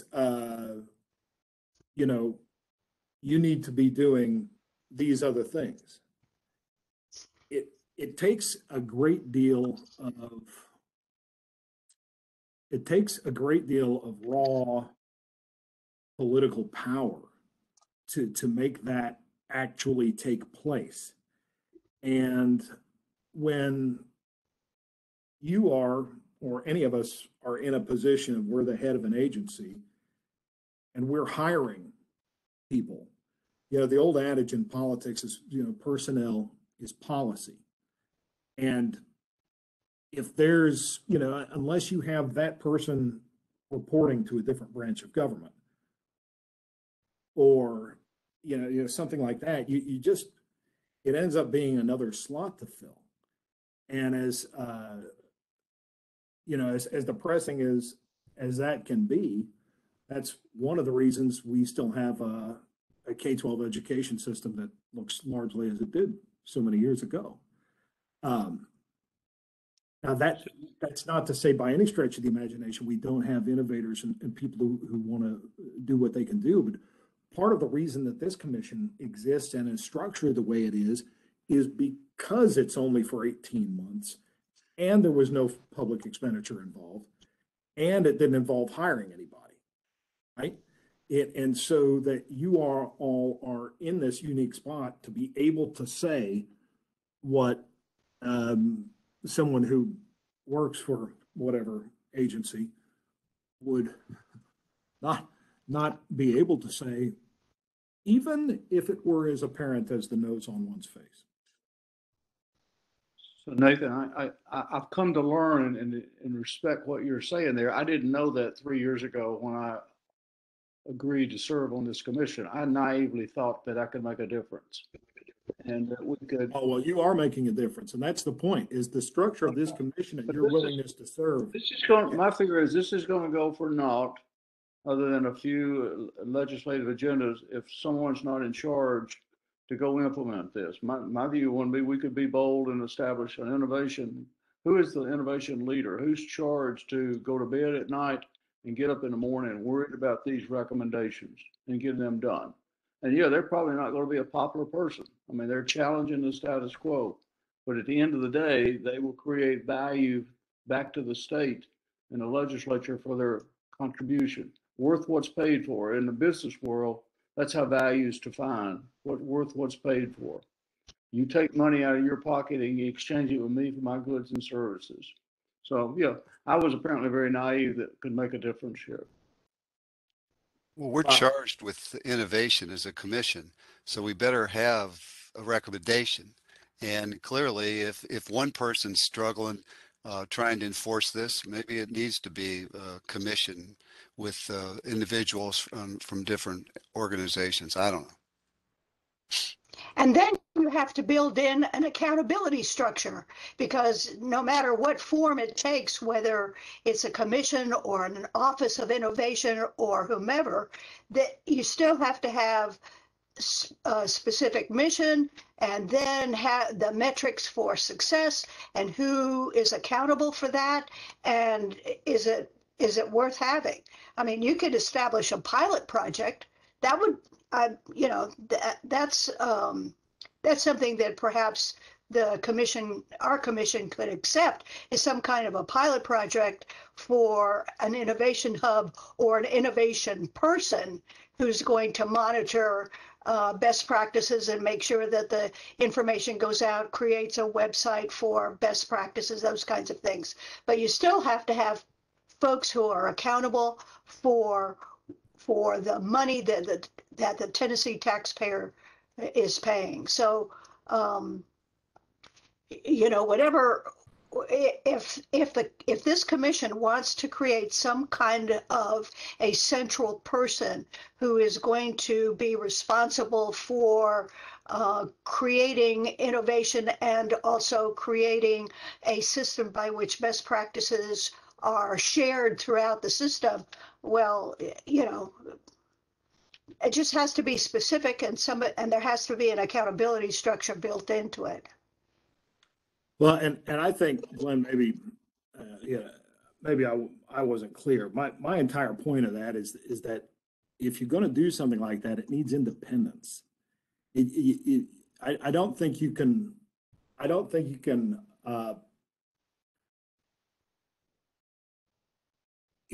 It's pretty tough to find the executive agency or whatever that is comfortable hiring someone who is going to be as critical as what you're calling for on a routine basis, 365 days a year, year after year, which is why that specifically like this commission, exactly why we've protected its independence so much, so that there weren't those thumbs on the scale. And that's the point that I'm making. It's a little tough to embed that unless you have an extremely dynamic leader who embraces it. Hey, Nathan, I would go on to say that not only do they need to be independent, and of course, Dolores talked about the accountability, but they have to have authority. And the climate, the culture has to be acceptable to tolerate this. And so just saying, hey, name the dynamic, you can get the most dynamic leader, but if they don't have a pathway to success, it's not going to be useful. And otherwise, it's, I'm from the government and I'm here to help you, again. So, I'm not necessarily against some kind of a person or some kind of mechanics of focusing on innovation in the system. You just have to be careful how you do that, and whether it works. And well, and as we said, it has to have maybe independence, authority, and accountability. If this commission finds it necessary to do something like that, we could either make it a pilot project and see how successful it would be over a period of, say, 3 years, because 1 year is impossible. But just so that it is not, and I go back to my original point, I think it's growing bureaucracy, but if you make the bureaucracy accountable, and it works, well, then that's okay, that's good. I'm hearing a few. So I'm just kind of leaving it open. If this commission wants to do that, I think we just really need to be specific about what that should look like, how it should work, and give some direction and some recommendations about how that should work. So This is Glenn. This is a very productive discussion for us to have. I know it's taking time, but if we're really about driving transformational change, and so all of us have studied change and the different types, transactional changes, different types, but transformation requires leadership. It requires commitment at the very top. So somebody's got to be appointed, and who's right now, it's who's going to go implement our recommendations. We've come up and said, here's what we need to do. And perhaps this person will be the skunk at the family picnic for a while, but ultimately, this is going to drive the change and show worth what's paid for. So this is good discussion to have. We could go bold, like Glenn, like I think you really want to do, and say that this office, this whatever we want to call it, has to have independency, authority, and accountability. If we're going to do it, let's do it. Do it. And this person's going to go again. I go back to my saying: this person goes to bed at night and gets up in the morning worried about where are we in driving innovation in the state of Tennessee education system? And no, and how do you measure? How do you measure success? I don't envision at all this is going to. If anything, this will probably be more effective, be less costly. So I wouldn't think this would be our recommendations. Who's going to go implement these recommendations now? Who's going to see that? So I would take a different hat than I need a sack of money. I would even ask the question, do we need the money we've got? We're supposed to go faster, quicker, and better. I mean, where we are today is not working. We're not getting to where we need to be. And we've teed that up in our recommendation. So again, I'll be quiet and go ahead. No, Commissioner Swift, that's exactly right. I mean, look, the entire point of you all from all of your different walks of life coming forward at a time like this, when there's no lever or mechanism to tell you what you should say. That is exactly why this work is so important. I mean, even if you say, okay, here's our 60 recommendations. I've been looking at this for a long time. Many of you have, Tara has, Dolores has.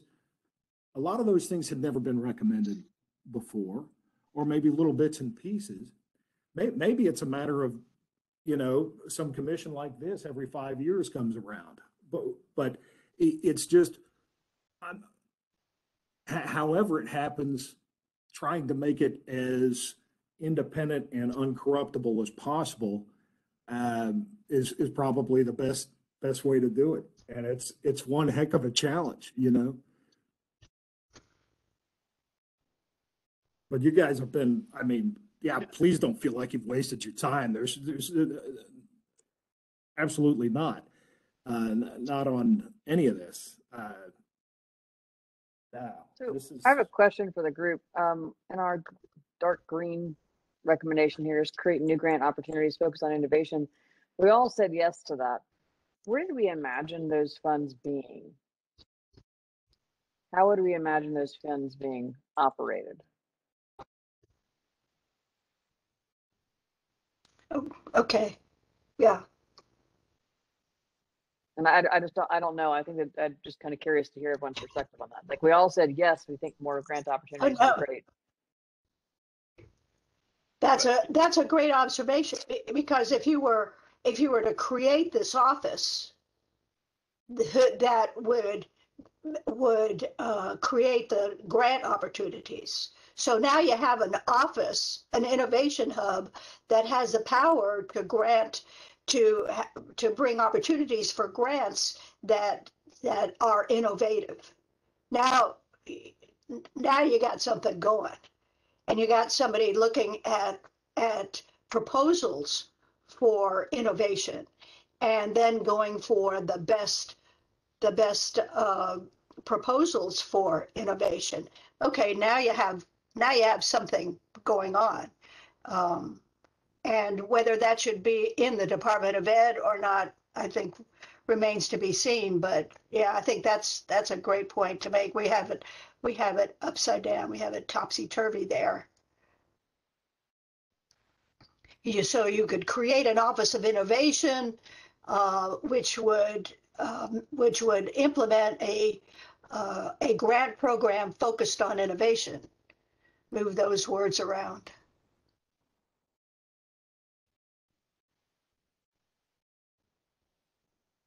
I think it would need to span. That was a conversation killer. Well, we're charged with innovation. That's part of our name. So we need to make sure somebody's focused on it and it's happening. Okay. So yeah, so we go back to the chairman's idea of creating or establishing the relationship between an Office of Innovation, which then has the wherewithal to create grant opportunities focused on innovation. Okay, now we're doing something, and we're recognizing the best proposals for innovation throughout the system. So now we're doing something. Maybe that's where we need to go. Along those lines, Doris, I do think it needs to span the horizon between Department of Education and THEC. And it could potentially also be, if you had the right people inside of those organizations that were truly thinking about what's next, they could be actively seeking out individuals who might be interested in doing something like this. Mm-hmm. What other thoughts does everyone have?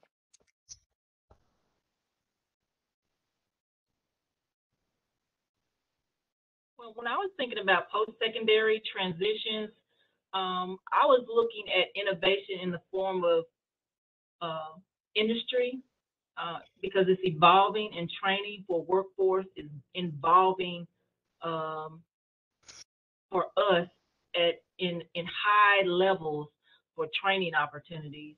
So I was looking at ways that sometimes when you have an industry to come into your area, it's not as easy just to start training on something that is not very familiar.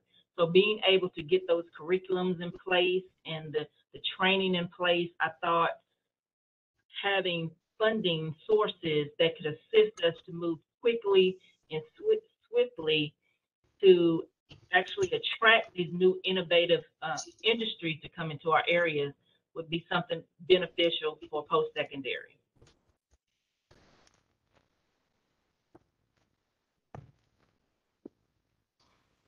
Okay, we'll put you in charge.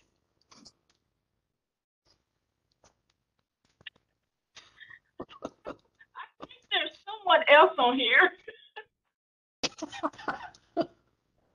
Second.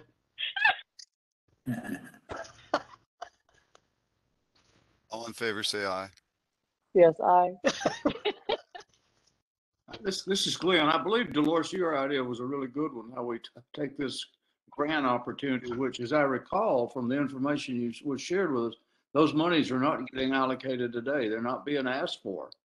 And so there's monies that have been available, probably still are, this Office of Innovation, and they would go, one of the charges would be go implement our recommendations here, but also look for best practices, learn from other states how they're implementing and innovating in their education system. So I like that approach.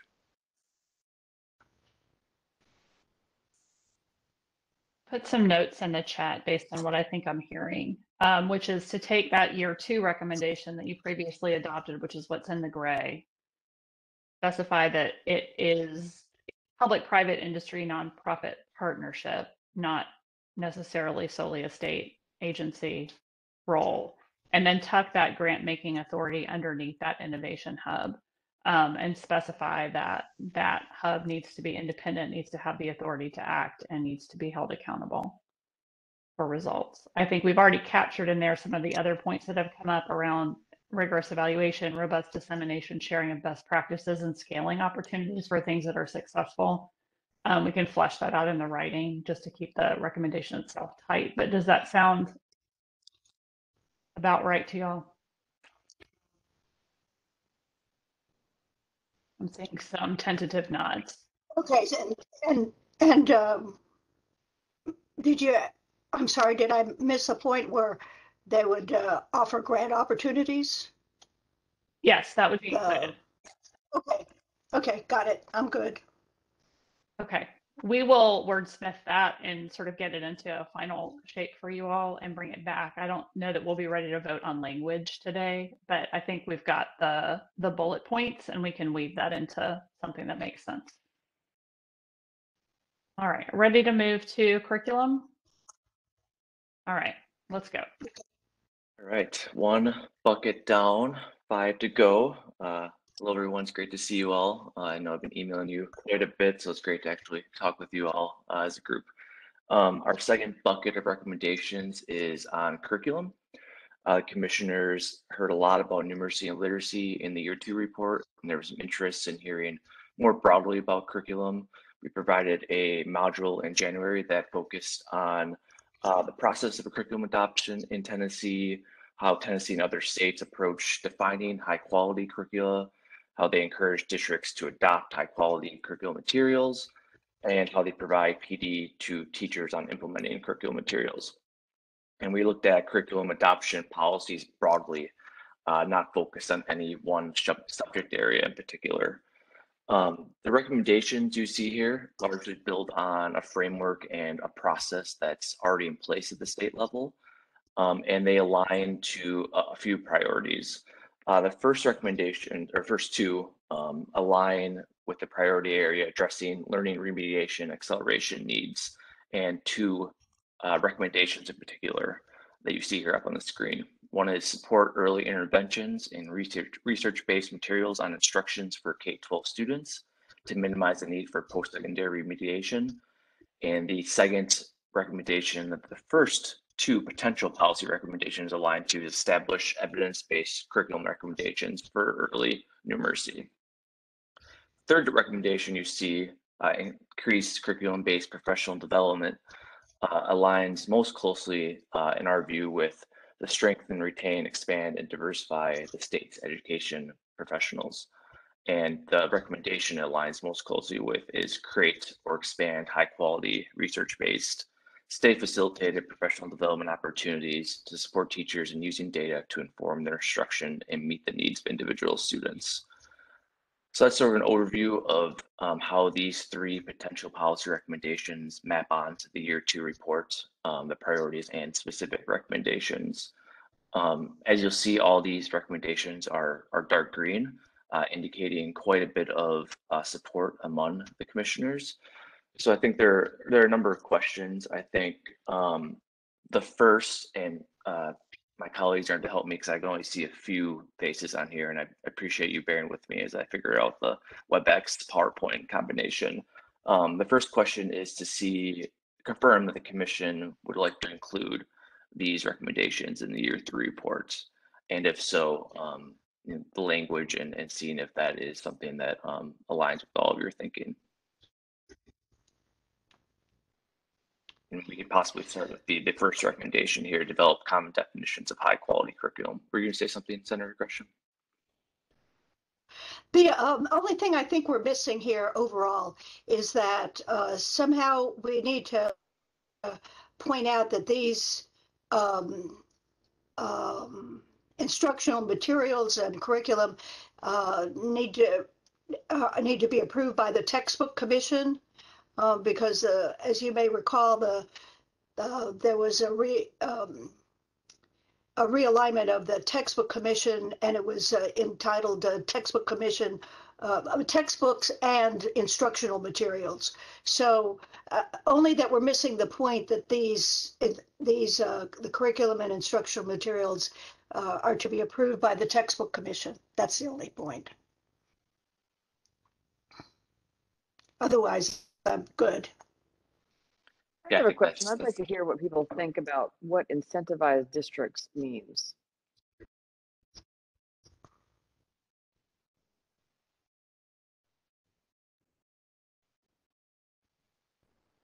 So that's kind of, we're not incentivized now necessarily, but for example, curriculum materials have gotten astronomical. So ESSER funding has been vital in districts being able to purchase that high rated material.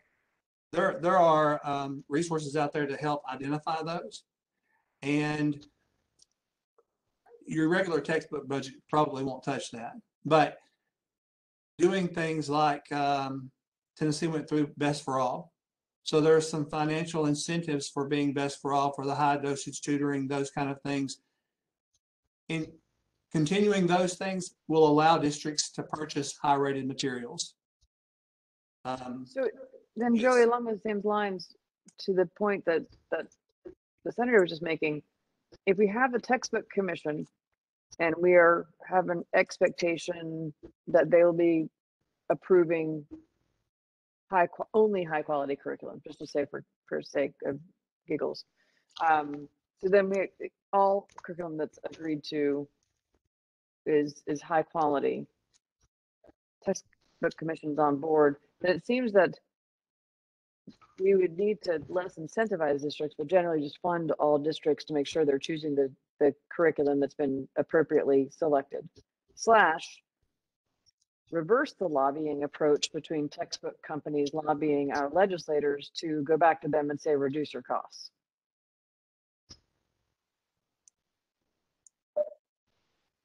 And I totally understand what you're saying. We're fixing to go through math adoption.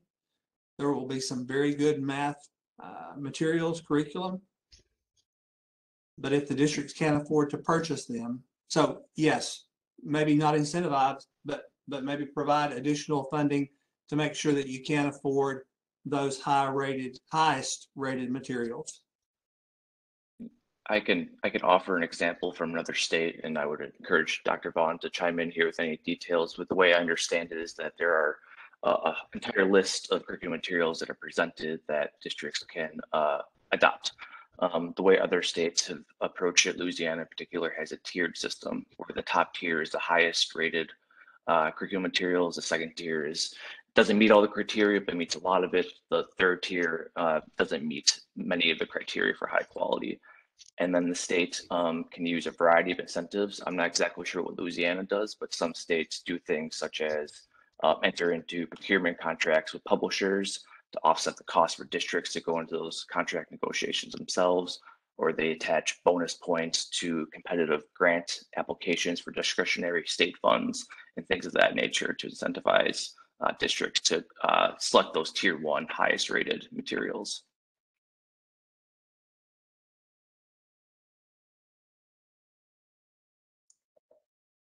That sounds like a very good and necessary process. I don't know that is how, I don't know that there's an incentive right now in Tennessee. And I may not have all the information that I need here, but I don't think that's in place. So we do have, things are vetted. It goes to the textbook commission. They do a really good job with that. But as far as making sure that those highest rated materials, I think that may be a piece that we could expand upon. Our textbook commission does a good job of making sure that it meets the standards and that they are what are needed in Tennessee. But some materials have a stronger background than some of the others.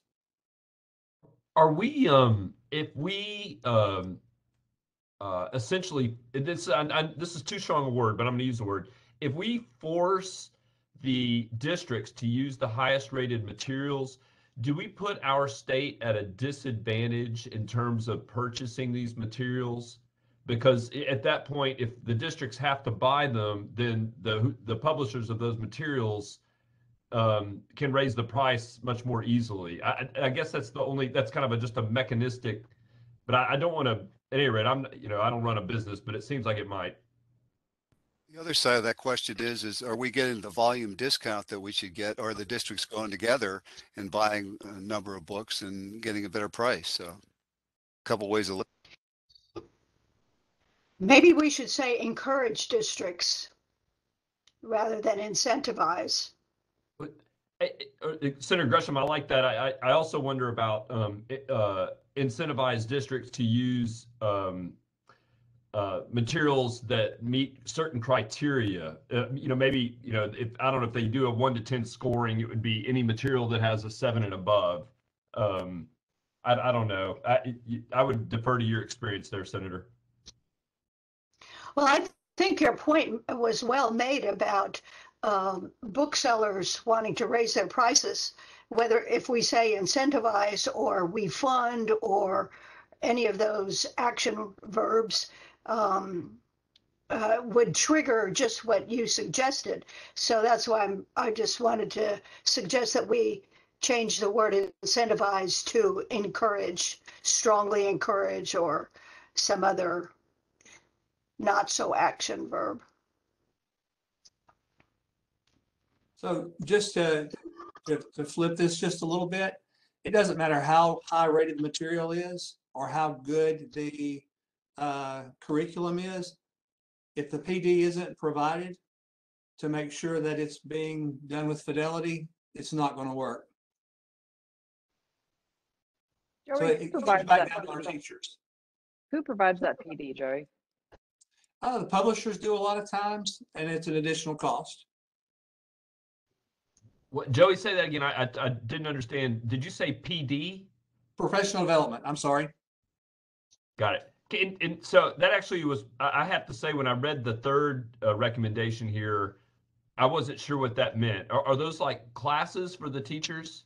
Yes. So basically, anytime you go through an adoption process and you get new materials or readopt an older material, the teachers are still provided training to make sure that they are working through the program as it's intended to be used. Now, they do have some flexibility, but a lot of the programs now, the highest rated ones, they're very scripted and specific in what makes them go.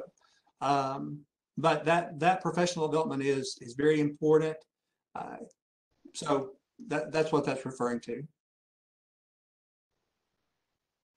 Does Senator, this, I don't know if you have this information or not, but the textbook commission, I'm looking at Jennifer's note here, the approval process is that the commission seeks textbooks and materials that conform to state standards, do not contain substantive, factual, or grammatical errors, and meet physical standards to ensure durability.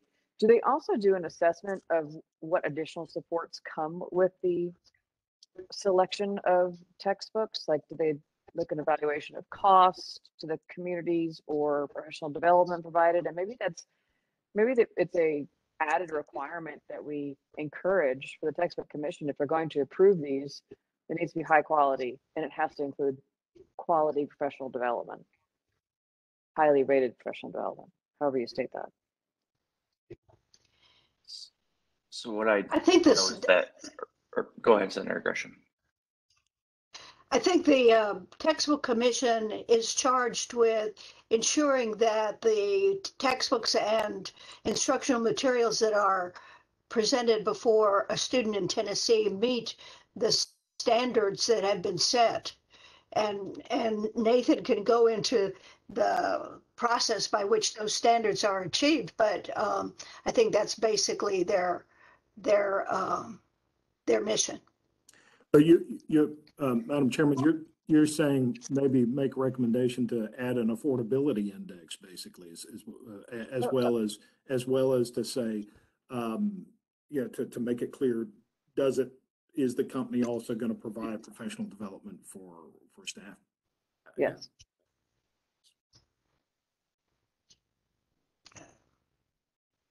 What I understand, the commission also, textbook commission also uses screening tools for the initial pass at textbooks and other materials that are presented to be adopted. So there is an initial screening process. I'm not sure if the information from those rubrics makes it into the approved list. So that provides that extra piece of information for districts as they go and choose among the different options.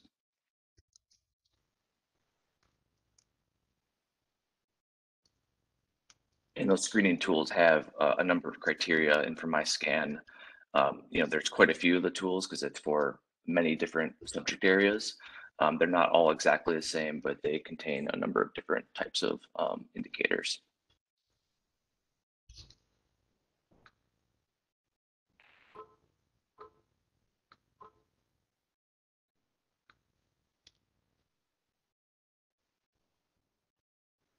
So where do we stand then here? We have the recommendations to develop the common definitions of high quality. It sounds like the textbook commission is already charged with that, as I understand it, because they're tying the curriculum recommendations or textbook recommendations back to the standards set by the state.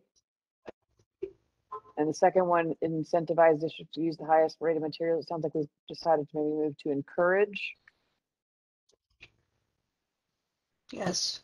And then increasing curriculum-based professional development, 100% agree with that. But then we're also suggesting maybe the textbook curriculum take that under advisement when they are choosing a curriculum or a textbook supplier, that it requires some level of professional development to be part of the deal. Is that what I'm hearing? Mm-hmm. Any other thoughts, comments? I guess the immediate 2 thumbs up. Another thumbs up. Another thumbs up. I'm just scrolling through my screen. I'm getting thumbs up everywhere. Oh, I got another one. Woohoo! Another All one. right. All right, Paul. Back to you. All right, we will take back those edits and come back to you all with some, I think, revised metrics here. And I'll pass it back to Jen. All right. And we are moving to teacher compensation and benefits. So we resurrected some content here from a prior module and revisited a couple of recommendations, as well as included more detail on retirement benefits for teachers specifically. So in general, all of the recommendations that fall under teacher compensation and benefits fall under your existing priority to strengthen, retain, expand, and diversify the state's education professionals. And there are several recommendations here that align under your current recommendation: create new state-operated financial incentive programs for highly effective teachers and leaders. And in fact, the first 3 that are dark green here are really just adding some specificity to that recommendation. So the first one, reinstate statewide financial support for hiring and retention bonuses for teachers in hard to staff positions in low performing schools. The second one is to direct the Department of Education and the Higher Education Commission and the Student Assistance Corporation to better communicate loan forgiveness and fellowship opportunities on their websites. You'll recall from the module that there are several existing loan forgiveness programs, particularly through the federal government, but they're poorly understood and so undersubscribed potentially. So improving communication there to enable teachers to better access information about those existing programs. And then finally, updating data collection processes and guidance around differentiated pay. There was a recommendation coming out of the Office of Research and Accountability that has some specific bullet points here around challenges in the data collection and guidance for differentiated pay, which is an existing policy across Tennessee that could be better monitored and understood. Pretty good alignment here, hence the dark greenness. Before we move into the yellows, which is really more about the retirement system. Any comments or questions around the greens? Or are we good to go there?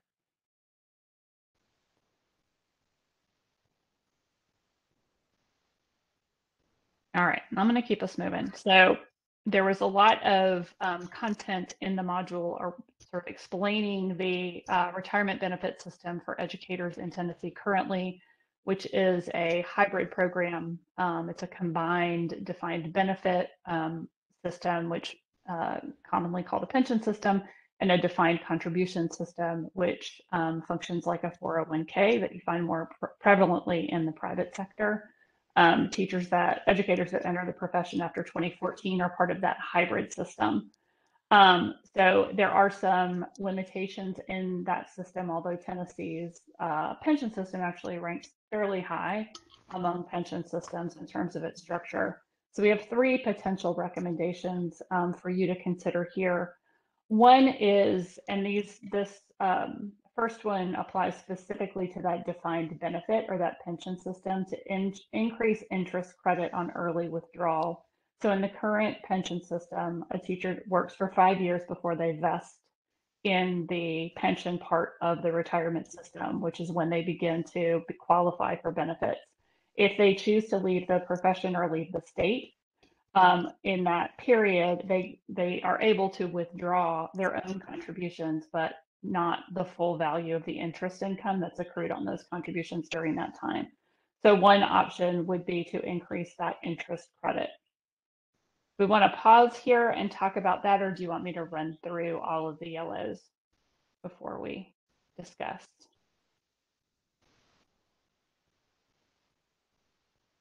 Hey, Jennifer, I just want to make sure I understand it. Mm-hmm. What is the recommendation now? So this one would increase interest credit on early withdrawal. So if you are a teacher, brand new teacher in Tennessee, and you've worked for 3 years, you haven't yet vested in the defined benefit portion of the retirement system. So if you move to Georgia to teach, you take with you the value of the contributions that you have made into that pension system. You lose the employer contribution because you haven't vested, and you lose at least a portion of your interest that has accrued on the contributions that you made. This would allow you to keep not the employer contribution, but a larger portion of the interest that has accrued on the money that you put into that system during the 3 years that you worked. I feel like I'll leave you a little bit more information on this. Just from a perspective, I learned recently that teachers are now able to access 401ks and or pensions. So where do we stand on the number of teachers that are actually involved in both or one? And specifically for new teachers who are more likely to move after 3 years or before 3 years, as we all know, are they taking advantage of the 401k or not? So I think I'm lacking information here. My understanding is that the system is a hybrid system and that they're in both. So they are in both a defined benefit and a defined contribution. So they're getting a smaller defined benefit than they would have under the prior system. And then there is a defined contribution or a 401k type option that exists for them as well. So they're in both. So I could speak to that, being that I'm been in 3 states under the state system. And I can tell you, Tennessee is almost a golden handcuff. And that was on my priority list when I decided to go to another place. But with that said, to every action, there is a reaction. And I don't know how that would influence the whole state's setup in terms of making it, the state system in retirement is so good, and I only use the pension one, that is broken states. It really has broken some states where it's just nuts. So to answer your question, of course I could participate in a 401k, but if I'm in the state system, that the state is helping me fund that one. They're not going to help me fund my 401k. That's my contribution solely on my own. And I can't remember. States don't match 401ks, because I know in the private world they do. Unless you don't go into the state system. So when I first came here, I didn't go into the state system, and so I forgot what percent they put in with my contributions in the 401k. Since then, I switched over to the state system, but I still kept my 401k. Sure. So now I contribute whatever the max is, 22,000 or whatever it is a year. For my state one because I came in here early, within the last 7 years. I don't have to contribute at all. It's a beautiful thing. The state totally makes those contributions for me, and it has a formula. So when I do retire, it's a pension. I get a pension from the state of Tennessee. I also will get a pension from the state of Georgia. Tennessee is a lot better than Georgia. I'm just here to brag on this system.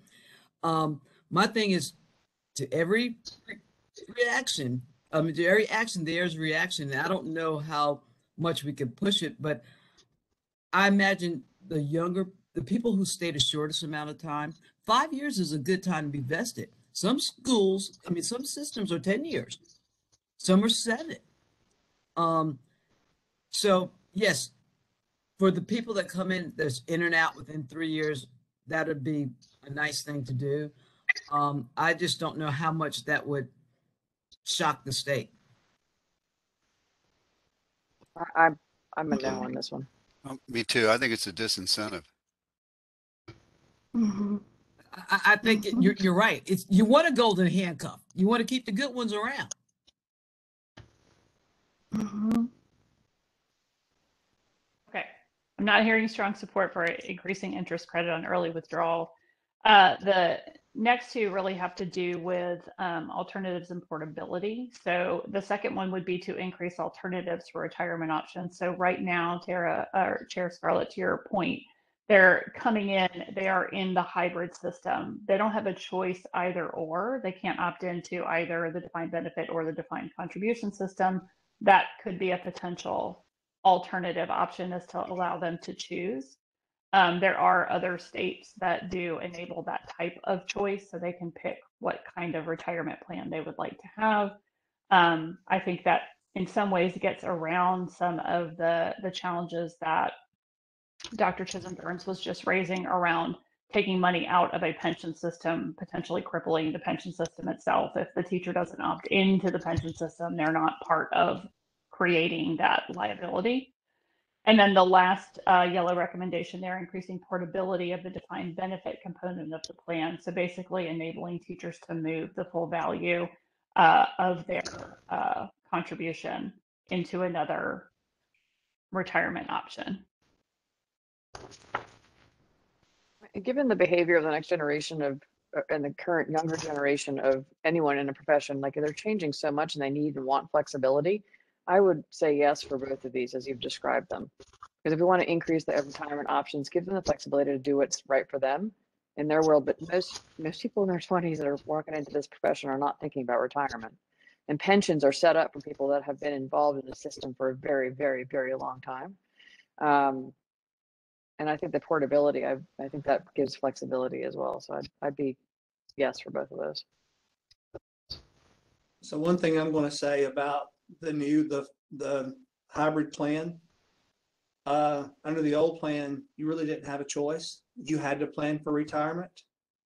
Now there's an option. Well, let me tell you, if you're coming out of college, if you happen to be, doesn't matter if you're single or married, and you're making X dollars, those kids are taking home every dollar that they can because they think they have, today they have to have it.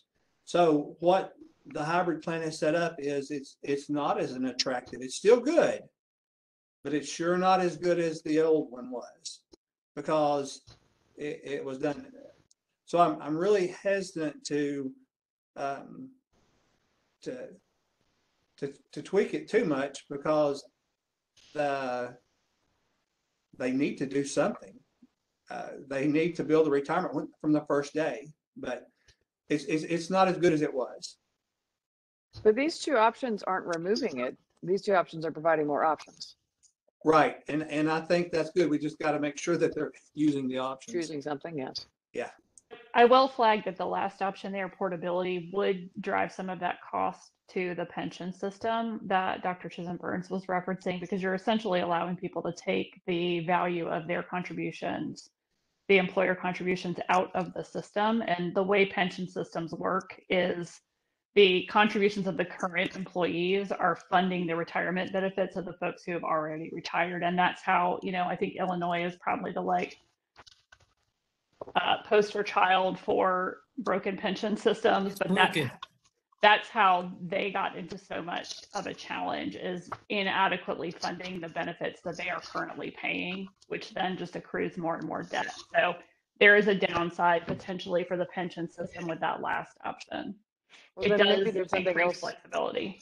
To your point, Jennifer, maybe there's something else for us to recommend, and that would be to make sure the state has a process for offloading the pensions as it continues to change. Because I mean, most corporations at this point have already done this. So there should, but it's a long-term strategy. I mean, it's 10 plus years or more strategically thinking about what that's going to be. Because if less and less people are going to buy into the pension because they want portability, then the state needs to have some sort of strategy to make those shifts over a period of time. I'm concerned whether we should even be involved in these decisions, because this is the economic decisions, and the pension has to make those decisions. I think that's a legitimate point, Frank. And Joey, does Frank's this point on last that- one? Oh, I'm sorry. Joey, I was just going to say, the priority here is strengthen, retain, expand, and diversify the state's education professionals. Does this last yellow one, increase portability of the defined benefit, does it help us accomplish that goal? I really don't think it has an impact. If that's the case, and it may put the pension in some jeopardy, I don't know why we would wade into this one. I guess agree, if I'm Chris. And I just say in terms of the pension as well as the fiscal side of state management, this is in the case when, both parties, either parties is been in charge of the last 5 decades or more, the state of Tennessee consistently wins awards for its fiscal management, both of the pension system and just the state government in general. And so, and that's a pretty good sign. When I teach my state and local government course, you talk about Illinois. I mean, there's a place where troopers have to use their own cars to fill up the gas tanks, or that's how it's been. And there's several states where they've, these systems have fallen apart, but Tennessee's has been very, very strong and conservatively managed. So It's a golden handcuff. It's a beautiful thing. This is the best thing Tennessee has going. I'm here to tell you, after being in 4 different states system. So I think we have support for the second option. So providing that upfront alternative, providing some options for educators as they newly enter the system, and getting rid of the other 2 yellows here, letting them float away. Okay, I see one person nodding. So we're going with that in our new democracy. All right, very good. And I don't think we need to talk about the red one. I think it's pretty clear from this conversation that we are not going to be interested in decreasing the vesting period, given the impact that potentially has on the pension system. All right. The only thing I wanted to add to this discussion is that Tennessee still is usually ranked in the bottom 10 in terms of average teacher salary, and we're not addressing that with these policy recommendations. So I like that we're going to look for hard to staff positions in low performing schools. But as an example, Williamson County just had a mass exodus. That was it's one of the best school systems in the state, if not the best. And the most recent Board of Education meeting this past week focused largely on the number of teachers that quit the school system.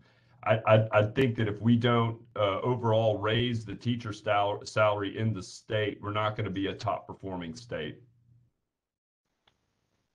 And there's, Chris, along those same lines, there's 2 things that typically keep a teacher in position. One has to do with money, and the second one has to do with leadership. You could give them as much money as you want, but if they've got a bad leader, it's irrelevant. Oh, I totally agree with that. We battled the same thing here with nursing. I mean, culture is critical, no doubt about it. But being in the bottom 10 doesn't accomplish that. I'm not suggesting we have to be in the top 10, but the bottom 10 doesn't cut it. I totally agree with your point, though. I would say that the governor's funding process, and which I'm going to send you out the overview here, that they are wanting to as a matter of fact, requires increases in education funding to also trigger increases in state minimum salaries, which is on track to increase the state minimum salary by $10,000 from $35,000 in January of 2019 to $45,000 by 2026. Now, admittedly, this legislation hasn't passed both houses, but it is in the governor's funding plan. So, and I'll go ahead and send this out to everybody so that they've got that. There might be some interest. Well, the governor may want some evidence to help with his budget, and this commission's report at the end asking for an increased salary certainly gives him some cover, and I'm happy to provide that. Sure.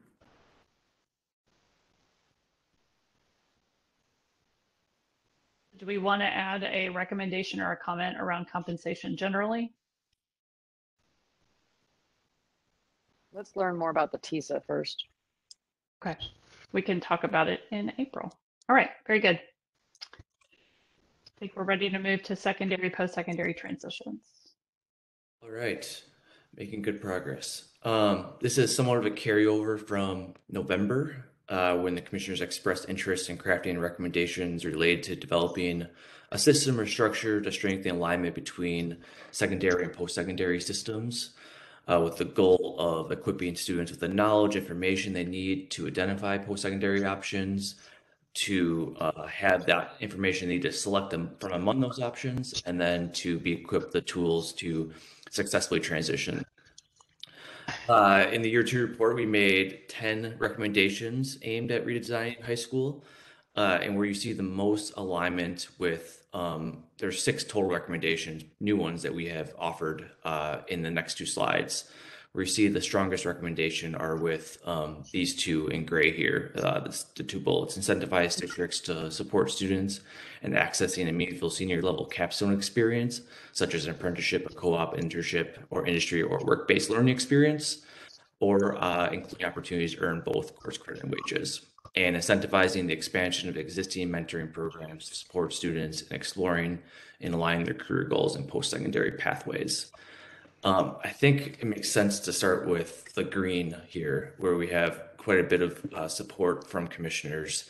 The potential recommendation of strengthening the individualized learning plan process to include deliberate post-secondary and career planning aspects.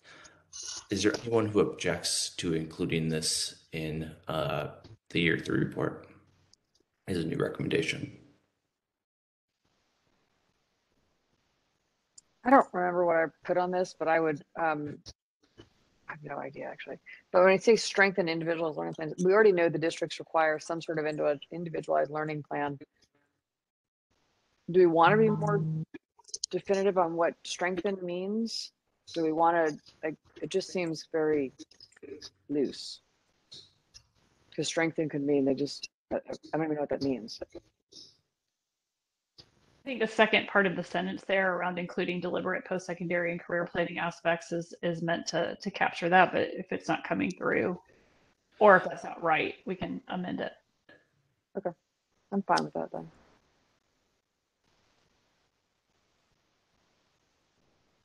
Anyone else have any comments on this? So one of the things, and it is something that's coming, we've got to prepare kids earlier. The middle school, there has to be some work at middle school on career. And that, I think, is in TISA as well. And I'm not trying to sell that, I'm just saying.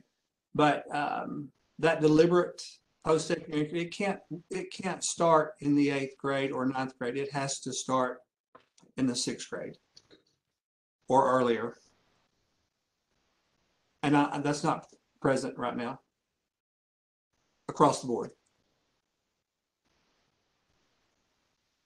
So do you want to edit this one to include starting in middle school and accelerating in high school, or?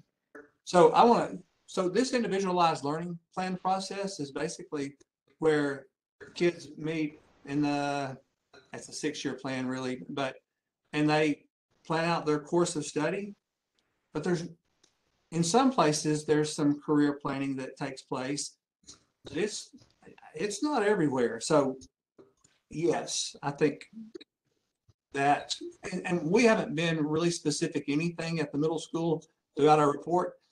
This would allow us to incorporate that into it some, the middle level.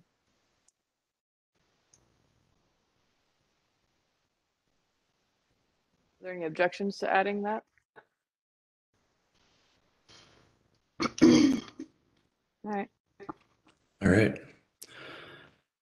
I think I can move us on to the 2 yellow recommendations. I have a mix of yes, maybes, and no's. Starting with the first one, adopting and implementing a program that includes this content and operates after school during the summer or during school breaks. This content being information on helping students navigate the transition between secondary and post-secondary. Anyone who listed a maybe or anyone at all want to speak up about this one?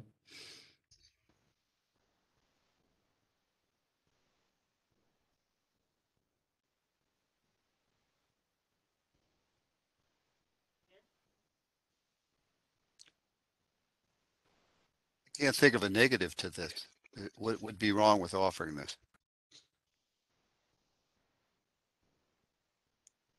I want to add, part of what's happening here is like with co-ops and internships and capstone experiences, if you're in a small rural district, and it may be if you're in a city, finding people that will allow you to co-op or intern, that's the problem. It's not that kids aren't wanting to, it is finding places that will allow it to take place.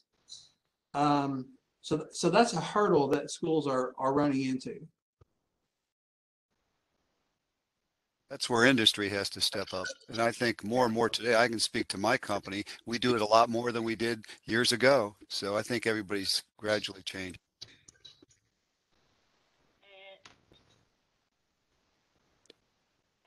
For us, Yolanda, we can barely hear you.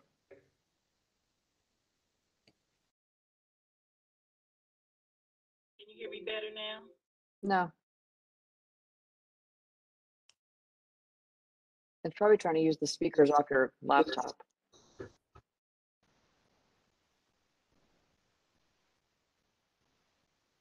me better now?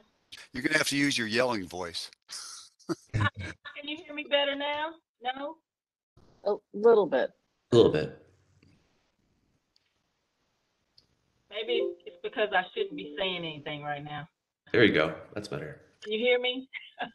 Well, I will say for us as our technical colleges, we are competency based. So having this option for students, because we go year round, we never stop. So, we're 3 trimester, having students the opportunity in the summer to continue their education, to work within our industries, this would be a win-win for students across the board, I believe, on tying them directly into the workforce and giving them additional options that if they choose, if they're not going to summer school, they can still continue their education in higher ed. And I think this would be a win-win for students.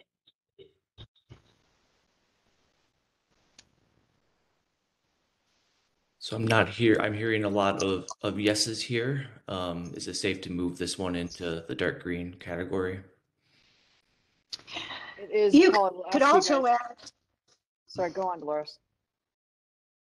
I'm sorry, you could also add encouraging collaborative relationships with industry and TCATs. I was actually thinking about the Chamber of Commerce that could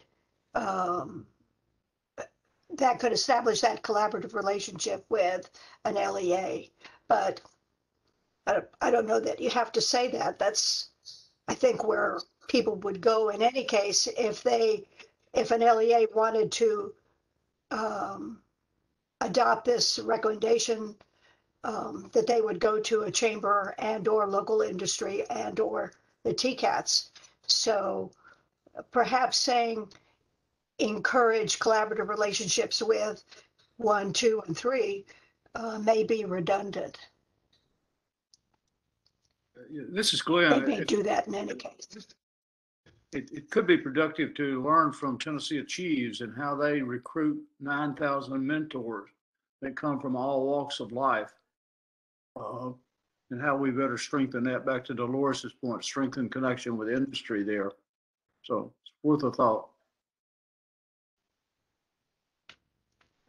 Two things, Paul. One, when this policy gets updated, can you make sure to update that it includes this content and specifying what that really means? Yeah.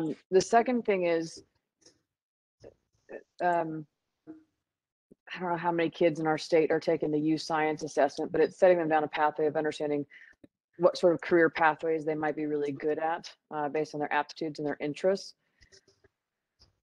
And I know that we're kind of asking for how do we have more industry opportunities so we have these opportunities available for these kids. But two things to consider: one, aligning it to the kids' to the students' interests and abilities, I think, is an important piece to consider. And also, if it's possible to have it be paid, I think there's also value in that too, especially for many of our low-income students.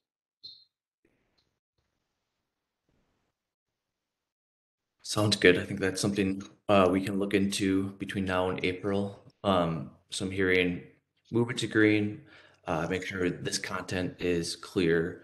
Do we want to add a recommendation about encouraging connections with industry, or is that something we want to tag on to one of these recommendations here? Okay. Oh, yes. I think that we should look at that. All right, y'all. I don't know that this is going to happen, but there is good talk of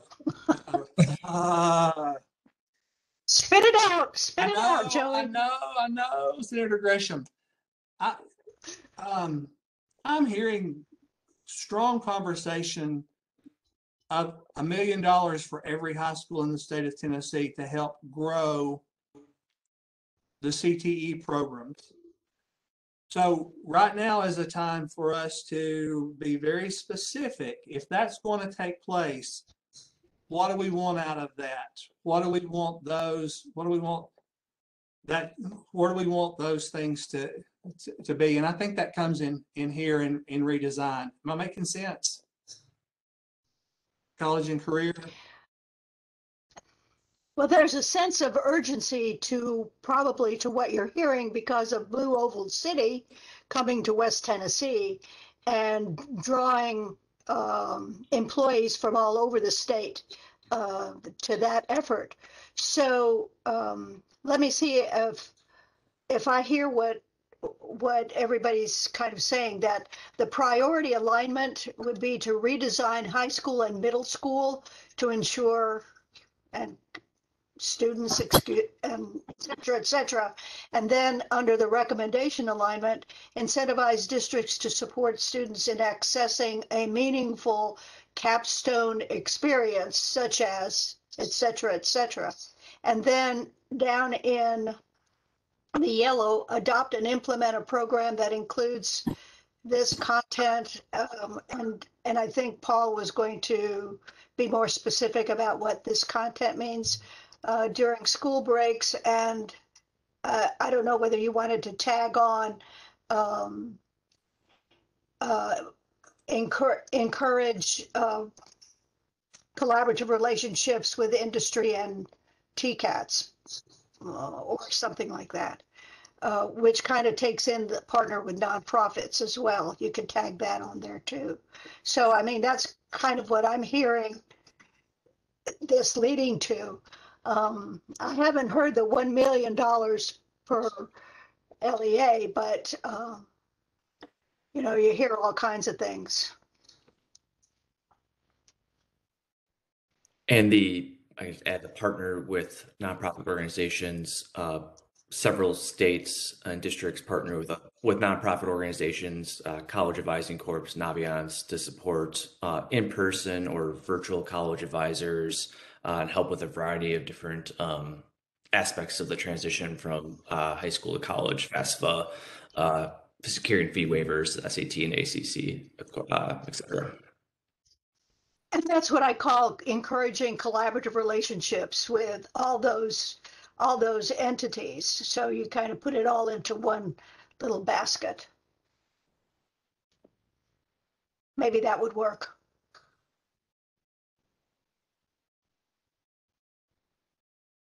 Does that work for other commissioners as well?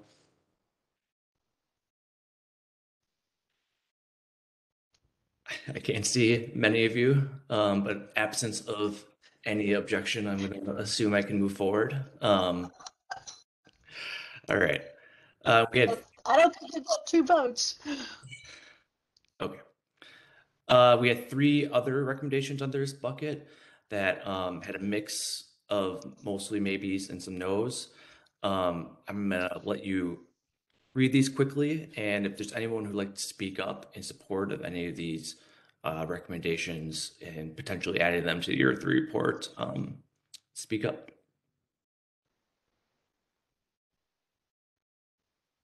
So Yeah. is the first one kind of repeating the first one on the previous page, but just for ins class? Yeah. Course credit? I don't know the difference between those two. The first It looks one like that's like a here, credit. yeah. So this first one, and apologies for this, we had actually fixed this in the last set of slides and it didn't carry forward. So that this content here refers to information about secondary to post-secondary transition. So creating a credited course that helps support students in that transition process. I think this was a recommendation that was raised by Commissioner Swift as an idea.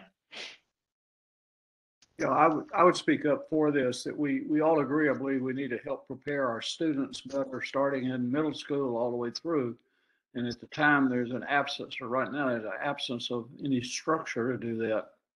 So the idea of a separate capstone course, something like that, that's how it came into at least my mind, thinking about that. But we need some kind of structure to give students an opportunity to learn and explore and express their interest in careers. So Glenn, do you imagine that being different than on the previous page where we're talking about individualized learning plans?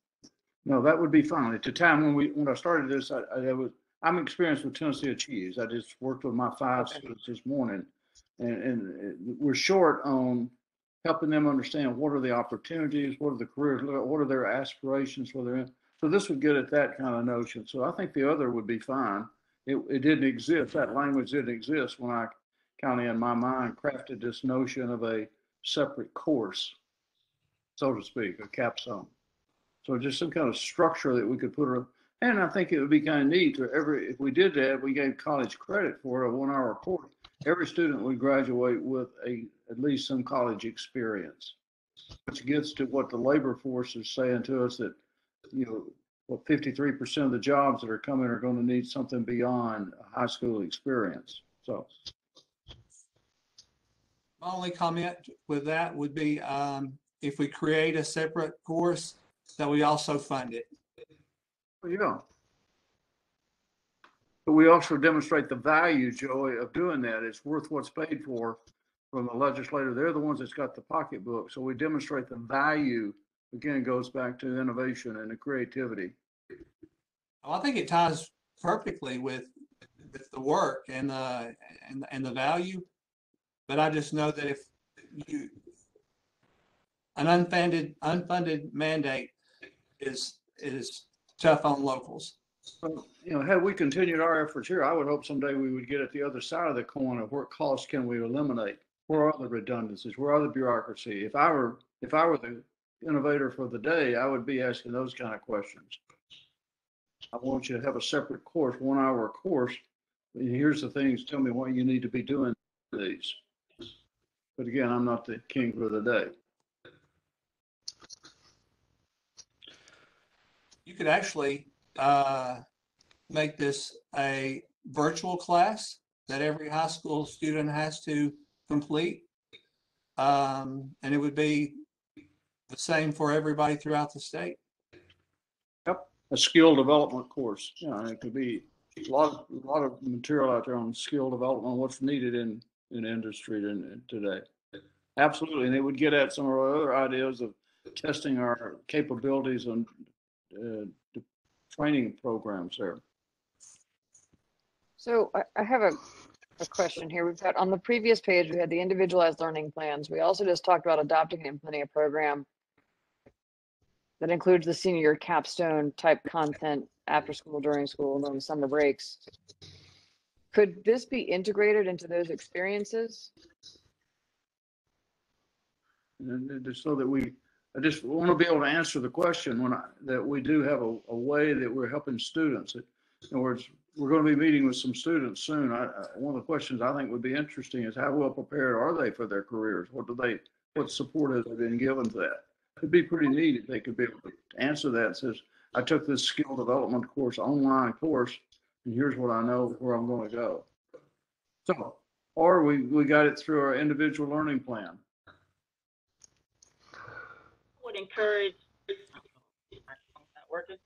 I would encourage that we incorporate it in the previous discussion that we had before and not make it separate.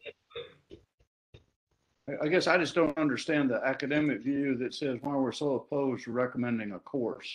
So again, we were given the freedom to be creative and think through them. There's something I'm missing here about why we don't want to have a 1 hour course their senior year. So we are on the previous, Glenn, on the previous one, we're suggesting two things. One is you've got the individualized learning plans, and then you also have the capstone project. The capstone project is it where's Joey? Is that accredited course? So if the capstone is accredited course, why wouldn't we just include the transition planning and kind of thinking about like what's the kind of all the transition is part of that course? It is accredited course. Yes, it is credited. But every child doesn't take it at this point, have to do it. And some high schools don't even have it as an option.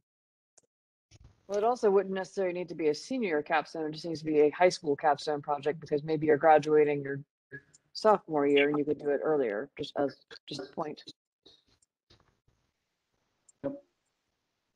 Just so we put something that just closes out your high school experience. Yep.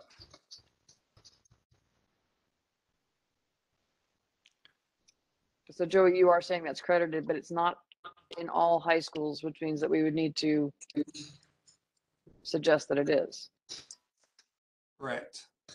If we want to include that, it's not something that is currently in all high schools.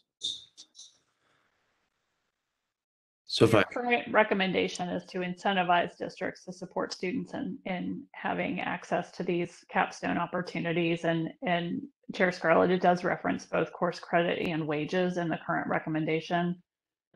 Are we wanting to change that to require districts to support students in accessing these experiences? And then embedding that transition content into that? mm-hmm.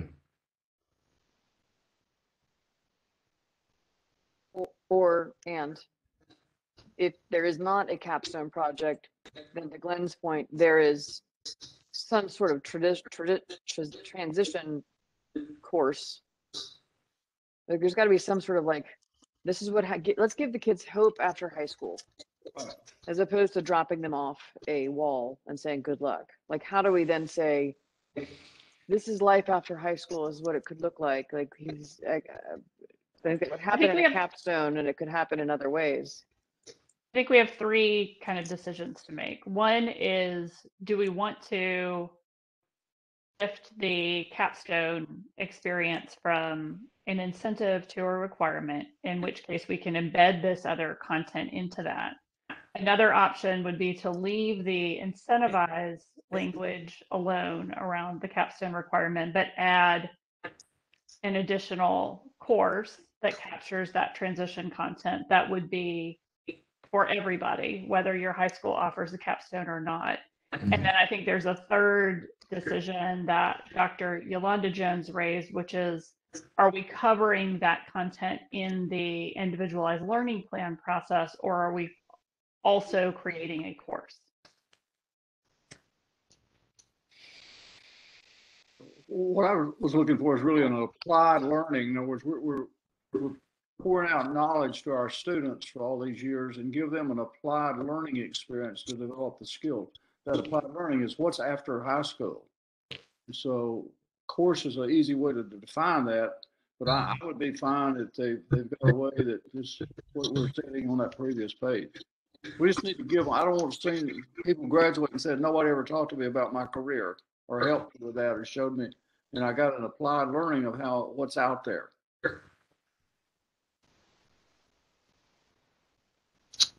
Glenn, I agree. Microphone's not working. I don't know if you can hear me, but I definitely agree with you, Glenn, but I just don't think it should be a course. It should definitely be something that should be done, but on the college level, it would be very, very hard to take every curriculum that you have and encompass just a course that, because we're clock hour, so just to make it fit. But I think it's definitely something that we should be taught on the secondary level. I'm trying to apply what we do in college. We give applied learning experiences. You're a great example of that, what we do. And so that's an important part of their transition into career. And it's not so important anymore to say I had these courses, but here are the skills that I can do.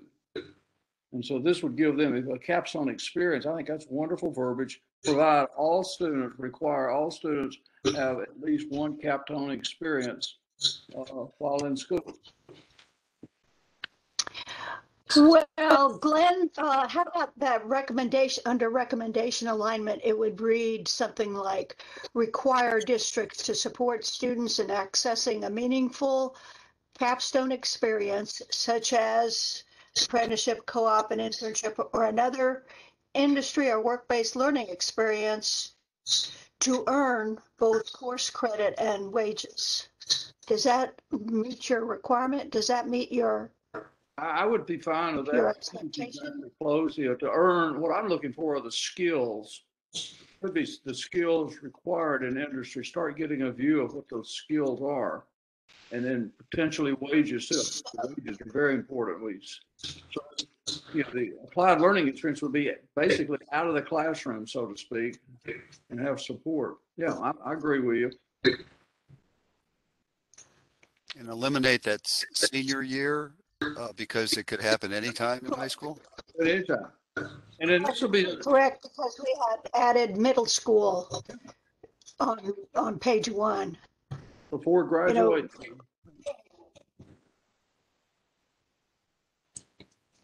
So it'd be to earn both course credit and wages.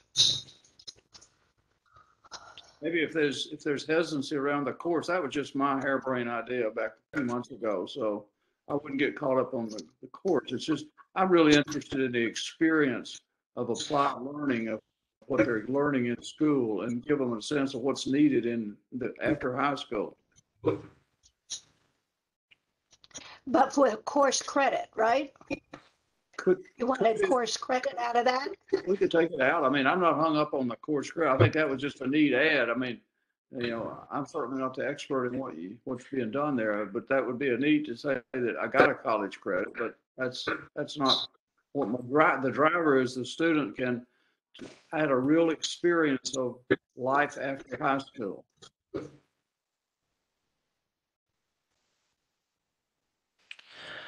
I do want to point out in the area, we talk about incentives. And again, I keep throwing TISA out there, but high schools districts will be incentivized for students that score 21 or above on the ACT and who graduate with a certificate toward a trade. So that's an incentive that may possibly be coming, but we're talking on a larger scale than that with what we're talking, but there is some incentives in the plans. We could add in there an applied work experience. They've had one experience somewhere along the way that to see what they're learning, could they really use it? And I guess we'll get a lot of support from not-for-profits and from industry to be a part of that effort. I'm going to try to summarize what I think I'm hearing is for what the decision I think we're trending towards is replacing incentivize with require in the first recommendation under recommendation alignment, and to keep it as is and embed some of that transitional content language into that recommendation. Is that correct? I'm going to hone my inner Joey for a second. I'd say require and fund, Require and fund. Okay. which that might be contrary to where Nathan's head is. All right. So We'll I think have to duke I that think out. it's great. I mean, that's a little, little hard to make it happen if you can't fund it. True. I think it's right on the money. Okay, cool. Okay. Requiring fun and applied learning experience with industry while in school. And I think also that I think our approach is open enough as to what Frank was saying in terms of where business can step up. It's pretty amazing. Part of the key to success with our TCATs has been these business partnerships and so maybe just making it clear, that it's through partnerships. It's not just a state appropriation kind of thing that does it. That may be a way to go, because the more of that happens, the more vested interest employers have in their future employees coming through these things.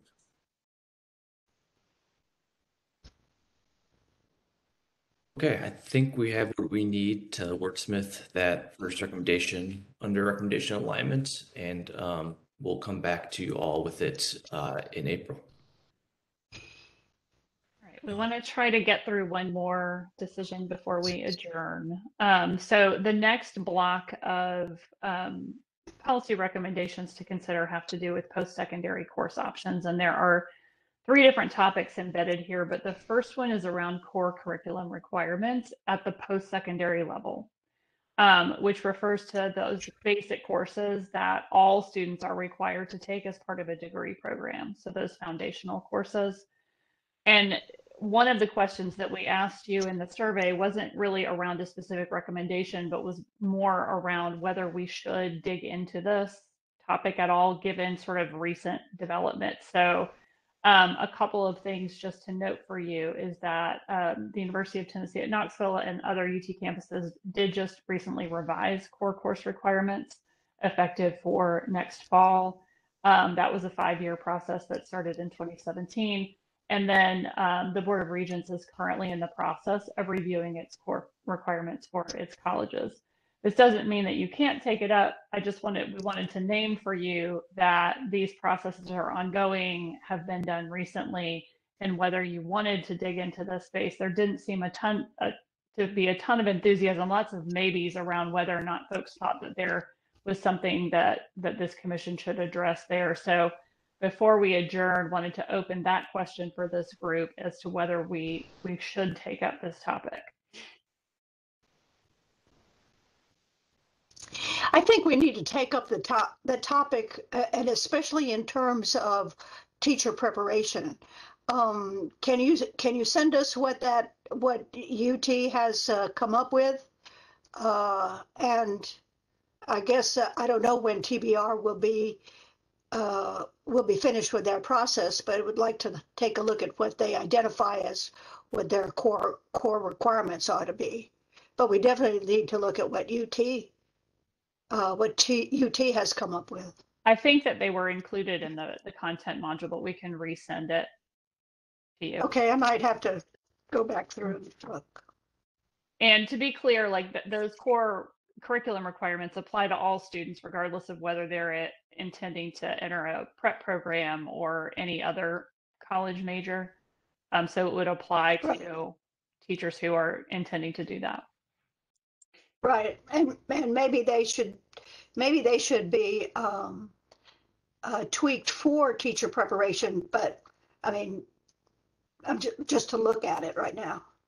Okay, we can reshare that. Just to be clear, these course requirements at UT and TBR are tied to EPPs, because it doesn't say anything about education on here. This is the core curriculum for all students.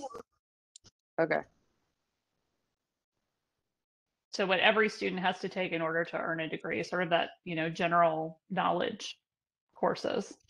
And it's a range of credits across kind of the core curriculum in math, science, social sciences, English language arts, those kinds of things. And they're generally, I mean, there's not a lot of consistency nationally that we could find, and there's not a lot of information about what's required. And it's generally just sort of, you have to have a certain number of credits in these different disciplines. I have to say, I'm going to quote Senator Gresham from earlier in the meeting and the old Ronald Reagan adage that we're the government and we're here to help. I feel like we have a board of trustees at the university and a president there and a group of professors that get hired to make these decisions. And I would advocate that we not wade into this one. I just don't know, how are we going to decide whether the courses they're recommending have anything to do with life and citizenship? I think I'm missing how this ties back to our broader mission.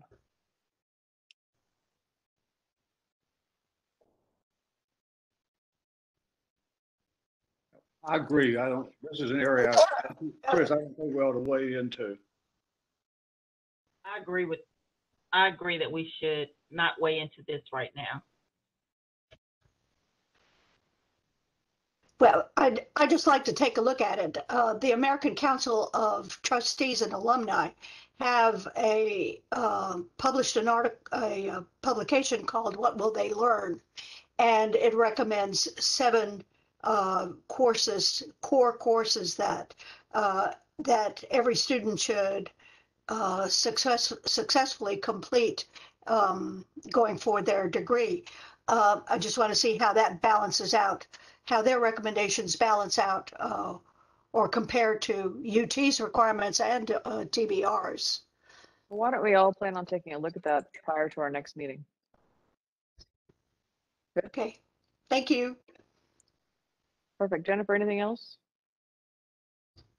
I think we're good. We're going to summarize and send back to you a meeting summary in short order, and then in slightly longer order, we will be circulating an outline to you all to consider engaging with you one-on-one, and then we'll also take the revisions and suggestions from the conversation today, adjust the recommendations and bring those back to you in April. And then in April, we'll also finish up the last of the conversation that we didn't get to today, and we'll also be sending you a school choice module in between now and the April meeting, and we'll take that up in the April meeting. Okay, excellent. I think that's it.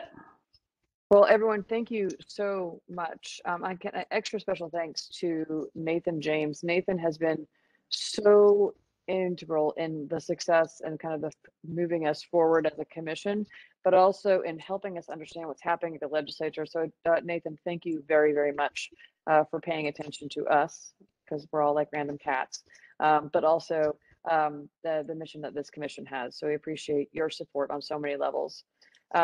Just a reminder that we have our 2022 scheduled meetings, as mentioned earlier in this meeting, April 29th and June 10th. We also have a proposed tour of education organizations in Clarksville on April 11th. If you have not responded to our Bellwether team, please do so. Jennifer and welcome Paul. Thank you both very much for all the support you provided to us and the continued large quantity of content for us to review to beat our brains in our discussions here. So with that, I appreciate all of you. Thank you so much, and we'll see you in a month. Enjoy the beautiful day. Bye. Bye. Take care, everybody. Thanks, everyone. See ya. Bye.